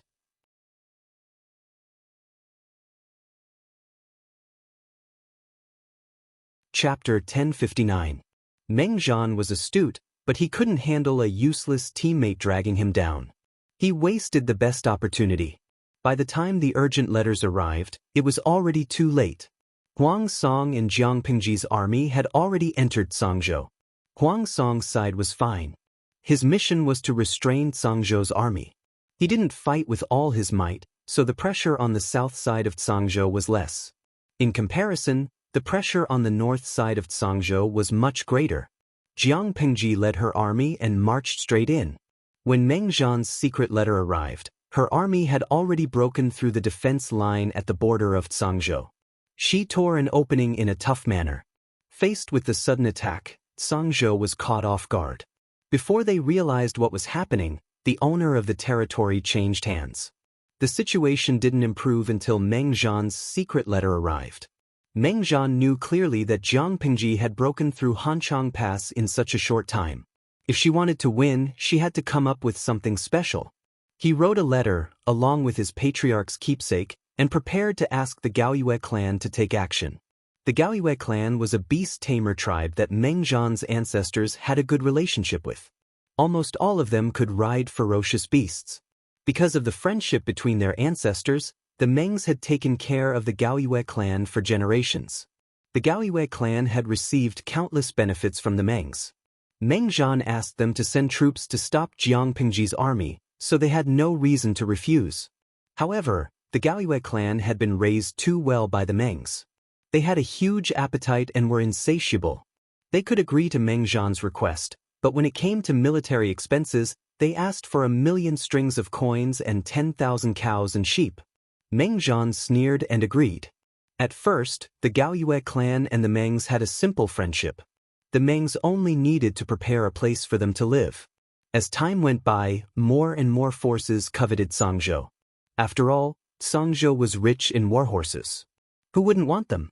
If the Mengs wanted to protect Sangzhou, they had to have a trump card. The Gaoyue clan was the best choice. Since then, the Gaoyue clan had become leeches attached to the Mengs. The Mengs couldn't do anything to them. Now they wanted to play the same trick again. Sure, but we can't give them what they want right now. We can only give them 100,000 strings of coins and 1,000 cows and sheep as a deposit. When Lu Bugger retreats with his troops, we'll fill the remaining gap in one go. Meng Zhan didn't show his anger or happiness on his face. It was as if Lu Bugger's conditions were nothing. In fact, Meng Zhan only intended to give a down payment to trick the Gaoyu clan into working for him. As for the rest, that would depend on whether the Gaoyu tribe was still alive to take it or not. The patriarch of the Gaoyue race did not suspect anything. Seeing that there was a 10% deposit, he felt relieved. TSK, the Meng family's son is getting stingier and stingier. Every year, he sends us off with 100,000 strings of coins. Is he sending us off as beggars? The Haiyue patriarch smiled smugly. After he returned to his clan's land, he whispered to his confidant, "Now that we're in trouble, we still have to obediently hand over a large sum of money to avert the disaster. What were you doing earlier?" If Meng Zhan wasn't so stingy, he wouldn't have to pay for it. Since he had been paid, he had to eliminate disasters for others. The Gaoyu clan took Meng Zhan's military deposit and sent 5,000 strong men and beasts to the front line. Although the Gaoyu clan only sent 5,000 strong men, they could easily kill 20 to 30,000 enemies in a war. The Gaoyu clan lived a closed life. They knew Jiang Pingji's name, but they didn't think much of her. She's just a woman. Meng Zhan can't even win against a woman. What a coward. If we capture Lu Shi alive, we'll have to talk to Meng Zhan. We can't just give him 150,000 strings of coins every year. We have to give him 500,000 strings of coins. Although the Gao Yu clan was rich, no one would complain about having too little money. The Mengs used to treat them well. They gave them 300,000 strings of coins and 200,000 strings of coins every year. Ever since the stingy Meng Zhan became the head of the family, the amount of money he gave them decreased year by year. Songzhou's waterways were well developed. Merchants traveling from south to north would stop there. The business was developing well. The Mengs occupied Songzhou and earned a lot of money. 500,000 strings of coins every year wasn't even enough to fill the gaps between their teeth. Now that someone was knocking on their door, they only thought of the Gao Yu clan? If the Mengs didn't take the opportunity to extort money from them, they wouldn't know who their ancestors relied on. Jiang Pingji had no idea about it. The scouts she sent out had yet to send back any news. My lord, Luofeng Dock is just past this pass. Jiang Pingji glanced at the livestream's perspective and roughly scanned the layout of Luofeng Dock. Luofeng Dock? What's so special about this place? Meng Han explained, Luofeng Dock is located in Qianyan County, north of Songzhou. Luofeng Dock is densely forested and has low mountains and gentle slopes. Wild beasts often appear there. Most importantly, most of the people in Qianyan County are related to the Gao Yu clan. Luofeng Dock is their territory. If they wanted to attack Song Prefecture and Meng County, they couldn't avoid Qianyan County or the Gao Yu clan. Jiang Pengji said nonchalantly, so what if it's their territory? If they know what's good for them, surrender. If they don't, then fight. Meng Han choked.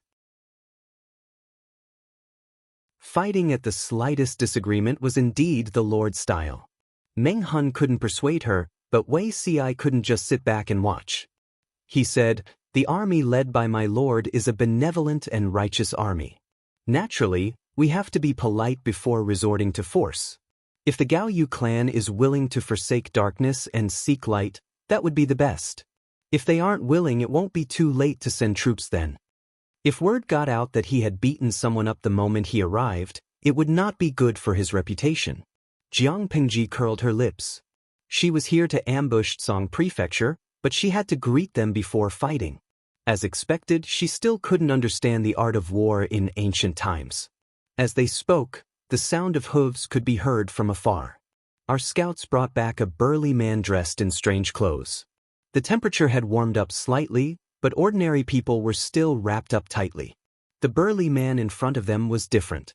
He only wore an animal skin vest and a tiger skin floral skirt. His hair was tied up with a circle of brightly colored feathers, and his exposed skin was full of tattoos of ferocious beasts. His eyes were like an eagle's, his wide and long nose was slightly sunken, and his thick brown lips occupied half of his chin. His eyes swept around, then he cupped his fists and bowed. In a fierce voice, he said, I'm the envoy of the Gao Yu clan. I'd like to see your lord. The burly man's elegant language wasn't very good. His accent wasn't correct, and it was rather hard to pronounce. The envoy of the Gao Yu clan? Jiang Pingji raised her brows. Why are you here? After she finished speaking, she secretly glanced at Meng Han. Meng Han agreed to be polite before resorting to force. Did he already know that the army's whereabouts had been leaked? The burly man looked at Jiang Pingji with dissatisfaction. Is this how you treat your guests? The burly man said. You're receiving such treatment when you're on the orders of the clan leader.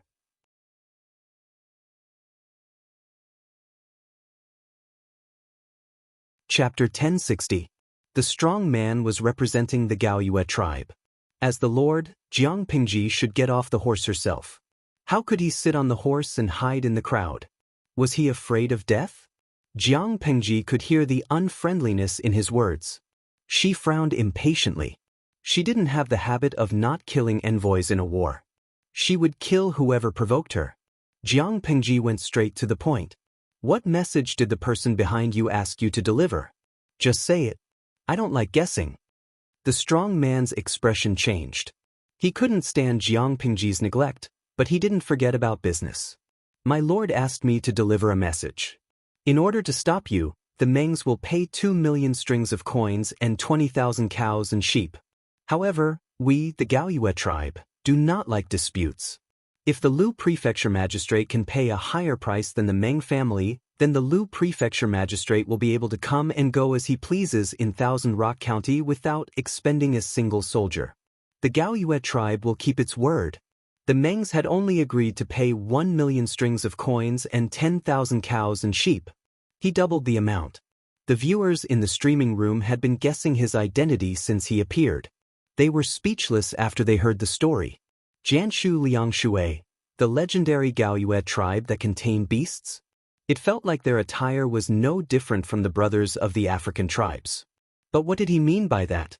The Gaoyue tribe took the Meng's payment and then sold them out? Tangerine jelly, what a cunning move. Dugufengye, awesome. I suddenly feel sorry for Meng Zhan. Does he know how loyal his dog is? Shanshan Shui Shui, it's not bad if we can buy a victory with money, but the price is a bit high. People die in wars. If we can conquer Qianyan County with money, we can use it to pave the way. Of course, only a few people thought that way. Most viewers didn't like the Gaoyue tribe's double dealing. Even if they were mercenaries, they had integrity. What about the Gaoyue tribe? The strong man saw that Jiang Pingji didn't say anything, so he thought she was moved.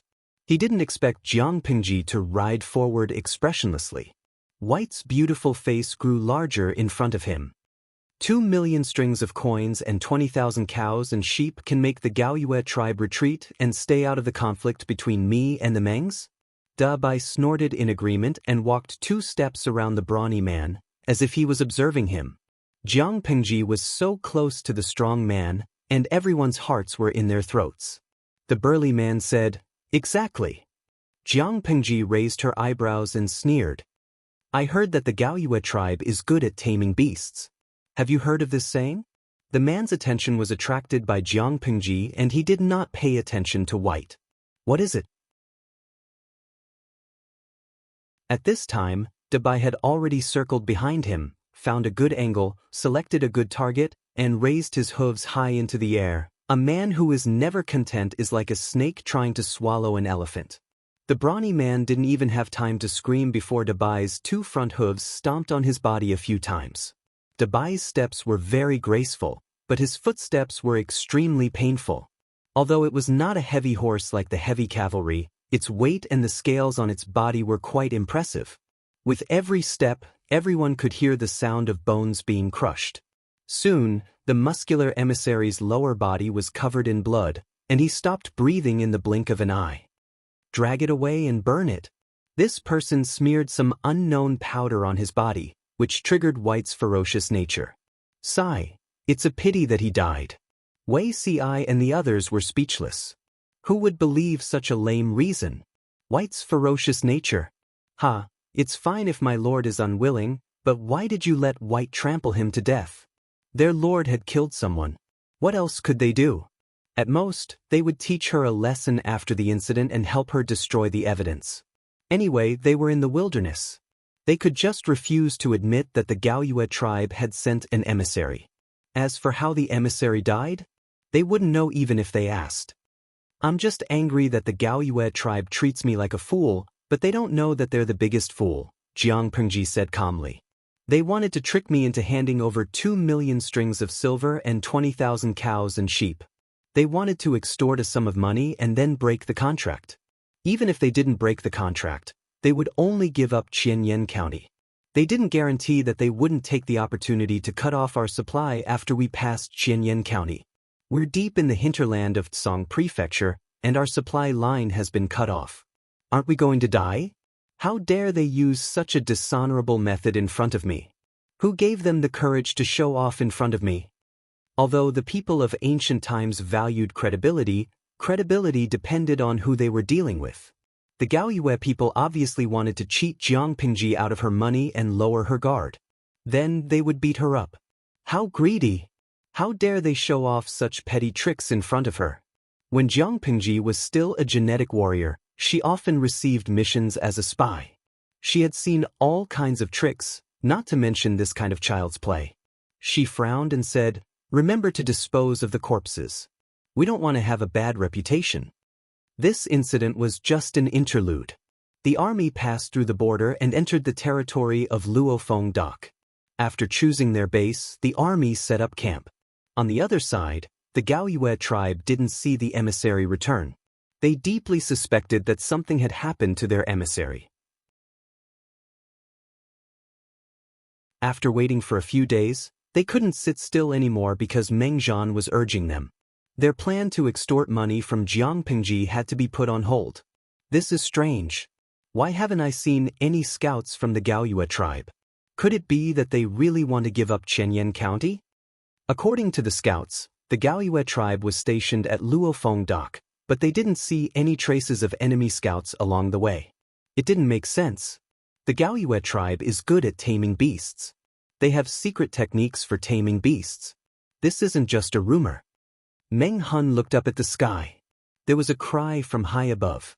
It sounded like an eagle flying in the sky. Don't you think there have been more birds around the camp in the past 2 days? Feng Zhen suddenly understood. Could it be? Meng Hun nodded. These birds are the scouts of the Gaoyue tribe. They are their eyes and ears. As he spoke, Wei Ci came in from outside the tent with a pale face. Jiang Pengji was thinking about something when she heard the commotion. She raised her head and glanced at him. A fierce look flashed across her calm eyes. Zixiao, what happened to your hand?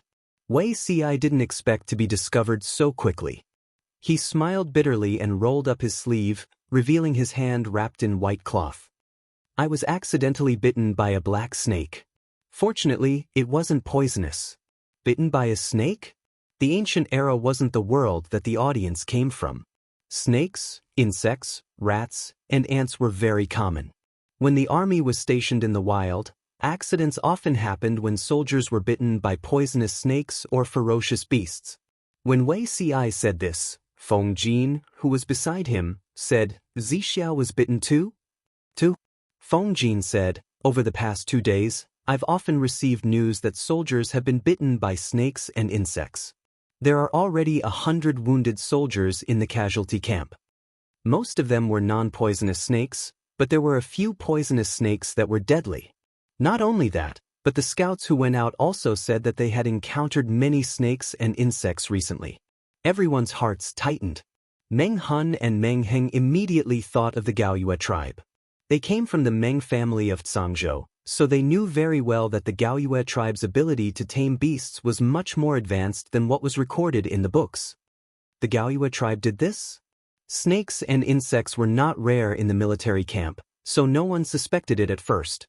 However, it was Wei Ci who was bitten this time. If it wasn't a non-poisonous black snake that bit him, but a poisonous snake like the bamboo snake, Jiang Pingji's expression turned serious. Beast? Gaoyue tribe?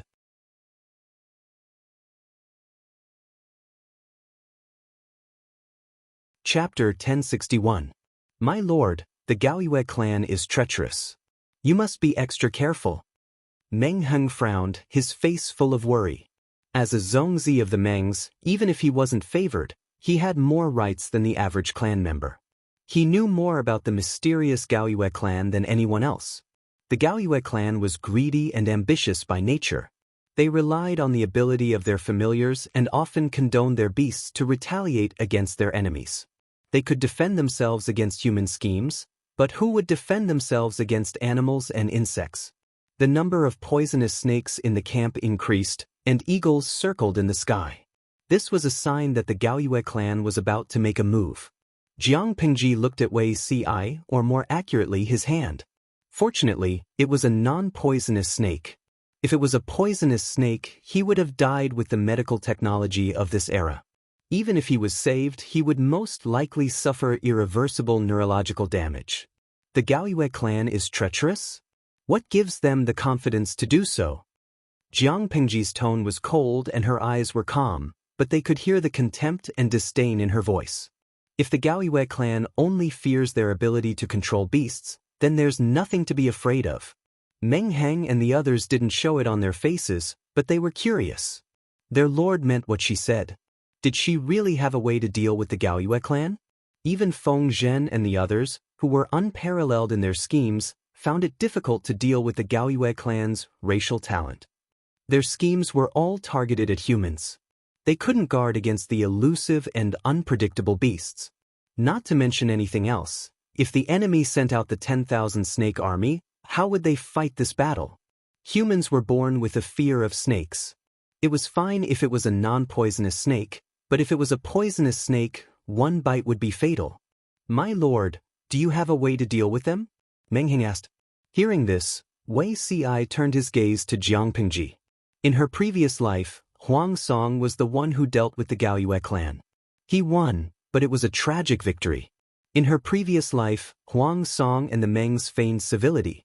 He married Meng Zhan's mistress's daughter and took advantage of the marriage to gain power. Once he was strong enough, he devoured the disloyal Mengs.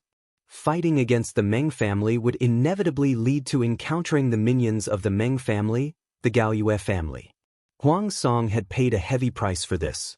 In order to win, Huang Song listened to the advice of his advisor, Yang Si, and made use of the wind that changed direction in winter to set fire to the entire Luofeng dock. He did not hear it wrongly. He burned down the entire Luofeng dock. The fire burned for 3 days and 3 nights. In order to prevent the High Moon clan from taking revenge, they stationed people in various places and killed any Haiyu clan that escaped. They secretly cleaned up the exiled remnant clan. Jiang Pingji smiled and refused to reveal the heavenly secret. Feng Zhen, who was at the side, said, "Wild beasts are afraid of fire. Why don't we attack with fire?" Just like how humans feared wild beasts also feared things. If the Gaoyue race really dared to attack them with their beasts, they could use fire to teach them a lesson. Wei Ci coldly stabbed Feng Zhen in the back. Recently, the direction of the wind has been a little uncertain. If we rashly use fire to attack, we don't know whether we will burn the enemy or burn ourselves. Feng Zhen thought about it. Wei Ci was right. He could only silently suppress this idea. Jiang Pingji kept them in suspense. No one could dig out any useful information from her. They could only suppress their curiosity like a cat scratching its paw. Zixiao, stay behind. The meeting ended, and Wei Ci was called again. Feng Jin looked straight ahead, and Feng Zhen patted his shoulder lightly. Only Meng Heng did not react. Wasn't it normal for the Lord to specially ask a certain official to stay behind for a chat? What was there to be surprised about? Wei Ci took a few steps forward and sat down a few steps away from her. Although it was not the first time he was called, Wei Ci was still not used to it. Does the wound on your hand still hurt? Once bitten, twice shy. This trauma would probably follow Wei Ci for a long time. Wei Ci shook his head. It hurt a little at first, but it was much better after applying medicine. The wound was just a little itchy. Does my lord really have a way to deal with the Haiyu race? Wei Ci thought about it and said, the Haiyu race can control beasts. My lord, you must not let your guard down. Not only can they control bears, tigers, wolves, and leopards, but they can also order snakes, insects, rats, and ants. If they let the snakes, insects, rats, and ants carry the plague victims' belongings and contaminate the water in the barracks, I'm afraid we will be passive. We must not give the Haiyu race a chance to counterattack. Wei Ci was not a kind person. Or rather, none of the strategists who could leave their names in this era were kind-hearted. In his previous life, Yang Si could send the Haiyu race to hell with a huge fire. In this life, Wei Ci dared to do the same, even more ruthlessly and neatly. Of course, Jiang Pingji's subordinates were all sinister and treacherous people. This was also a strange story. Other than Feng Jin, Meng Heng, and Wei Ci, who could still maintain their noble and unsullied ways, the others had abandoned benevolence, righteousness, and morality. Jiang Pingji listened carefully for a while and said in amusement, "Are the Haiyu race really that scary?" Wei Ci nodded. The Haiyu race was indeed scary. According to what Wei Ci knew, in his previous life, Huang Song had suffered a great loss at the hands of the Haiyu race. The source of the plague in the barracks was the Haiyu race. Jiang Pingji lowered her eyes and sneered. Wrong, they are not scary. Whether we can defeat the Haiyu race depends on Zixiao. On me? Wei Ci did not understand. Yes, on you, Jiang Pingji said. Can Zixiao help me find a flute? Find a flute? Wei Ci did not understand, but he had no reason not to agree to Jiang Pingji's request. He was good at music, so he would bring some musical instruments with him to kill time. Among them was a jade flute that he liked very much. I don't know that my lord is also good at music. Wei Ci really did not know that Jiang Pingji knew how to play the flute. In his previous life, Her Majesty had rarely touched a musical instrument. There are still many things that you don't know, Jiang Pingji tested the timbre. Looking at her jerky movements, it did not seem like she knew how to play the flute. While they were chatting and laughing, Jiang Pingji seemed to sense something. Her gaze fell on the curtain of the tent. As if to confirm her perception, anxious footsteps could be heard from outside the tent. The messenger panted and said, "My lord, a large number of snakes suddenly appeared outside the tent." The messenger only said a few words, but the soldiers in the barracks were experiencing a crisis that overturned their outlook on life. The barracks were like an endless mountain range. Unknowingly, the patrolling soldiers noticed that there were more and more snakes. Just as one was killed, another one appeared out of nowhere. The colorful snakes flicked their tongues and opened their cold, gloomy eyes. There were many types of snakes. With just one glance, the densely packed group of snakes made the hairs on everyone's body stand on end: red, orange, yellow, green, cyan, blue, purple. Some of them were densely packed together and crawled toward the barracks. Some of them slithered up the prism and made terrifying hissing sounds. Apart from a few non-venomous snakes, most of them had triangular heads and poison glands bulging behind their eyes. Where did so many venomous snakes come from?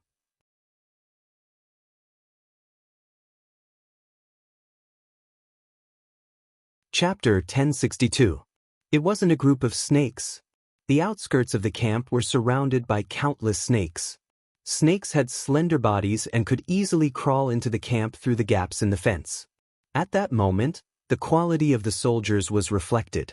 If it were an ordinary soldier, he would have wet his pants in fear and fainted on the ground. However, although the soldiers in Jiang Pingji's tent were flustered, most of them could restrain their instincts of fear. While enduring the goosebumps, they raised their torches and tried to deal with the snakes. Shrink the line of defense, pour oil on them and burn them. With a commander, they had a backbone. However, when faced with the relentless pressure of the snakes, the advantage of burning them was not great. Could it be that these snakes have become spirits? These snakes were not afraid of fire? Everyone was panicking. They didn't expect to die not on the battlefield, but bitten by snakes. Feng Jin and the others heard the news and came out, each of them pale with fright. One snake was not scary, two snakes were not scary either, but was it not scary to see a densely packed group of snakes covering the entire field of vision? This is bad. Send someone to report to the Lord. If necessary, prepare to break out. Feng Jin and Feng Zhen were the first to recover from their fear and restrain their instinctive reactions. They didn't care about their own health first. Instead, they were worried about the safety of their lord, Jiang Pingji. The snakes seemed to be playing with them. Except for a few bites when they were burned, they chose to press forward at other times. It was as if they were enjoying the struggle and embarrassment of their prey before death. Many snakes even crawled up to the top of the tent, hanging one by one.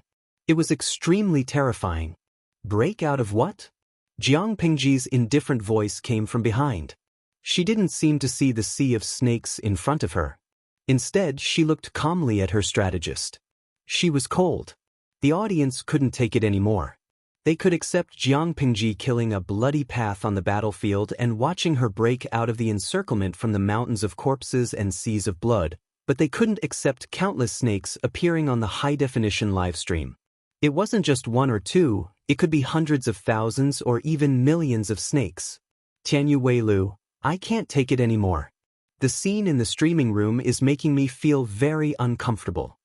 Tong Tong Weiwei, I thought the streaming room was scary enough, but I didn't expect there to be such a powerful scene. Xuanxiang Taisho, it's the scary ancient times. I won't daydream about transmigrating anymore. I can't afford to play with my life. Shuizi Qingxi, I'm coming. Don't be afraid, my friend. Bullet Screen Protection Technique. Greater Summoning, Socialist Core Values. The audience endured the disgust and fear, and the dense bullet screen covered the entire screen, barely alleviating the discomfort. Even so, many of the audience were still afraid. What was rare was that the audience members who managed to get a spot in the live broadcast room with great difficulty began to leave the live broadcast room one after another. It's not that they don't want to watch the live broadcast, it's clearly that the live broadcast is too scary, and if the terrors watch it, they will get sick. When Feng Jin and the rest saw Jiang Pingji, they felt much more at ease. Your Highness, please put your health first. I will arrange for a breakthrough. Jiang Pingji glanced at the snakes that had already entered the camp and said coldly, "It's these beasts who should get lost." Jiang Pingji curled her lips. The Gaoyue clan is quite courageous to dare to show off in front of our ancestor. Feng Jin and the others were still confused. All of you step back. Let's see how your master is going to force back 1,000,000 snakes by herself. Jiang Pingji couldn't help but show off. Before Feng Jin and the others could react, she placed the jade flute on her lips. Everyone, when the first note was played, Feng Jin, Wei Si, and Meng Heng, who are good at music, furrowed their brows. The sound of the flute was ear-piercing and sharp, rushing straight into the eardrums. It did not have the slightest timbre that a jade flute should have. Jiang Pingji acted as if she did not hear it. She stood rooted to the ground like a pine tree. Her long hair was as black as ink, and her eyebrows were picturesque. When her eyes were slightly closed, her long and curled eyelashes were like thick little fans, fluttering. Her 2 wide sleeves slid down to her elbows, like clouds piling up, revealing 2 snow-white wrists. Jiang Pingji was still engrossed in it.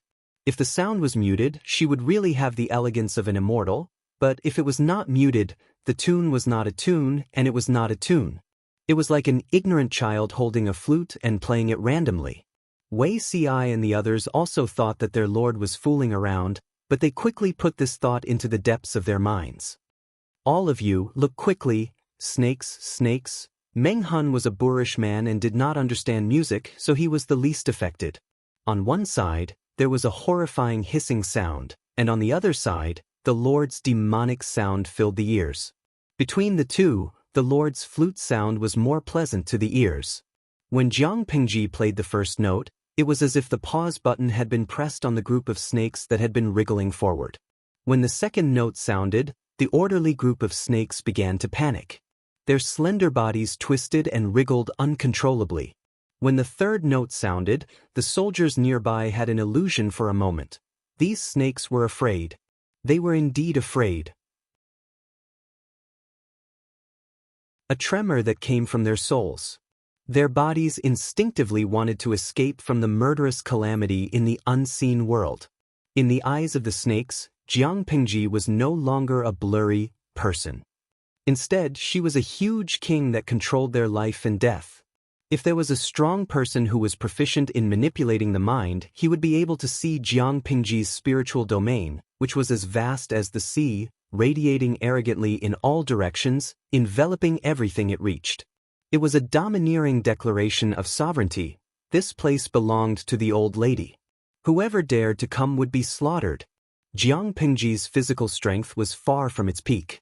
At most, it was the same as when she was 7 or 8 years old. However, her spiritual domain had already recovered to its peak. Even if she was suppressing 2 restless subsystems, she could still spare some energy to spread out her domain and erase the small brain regions of the snakes. She could really kill people invisibly.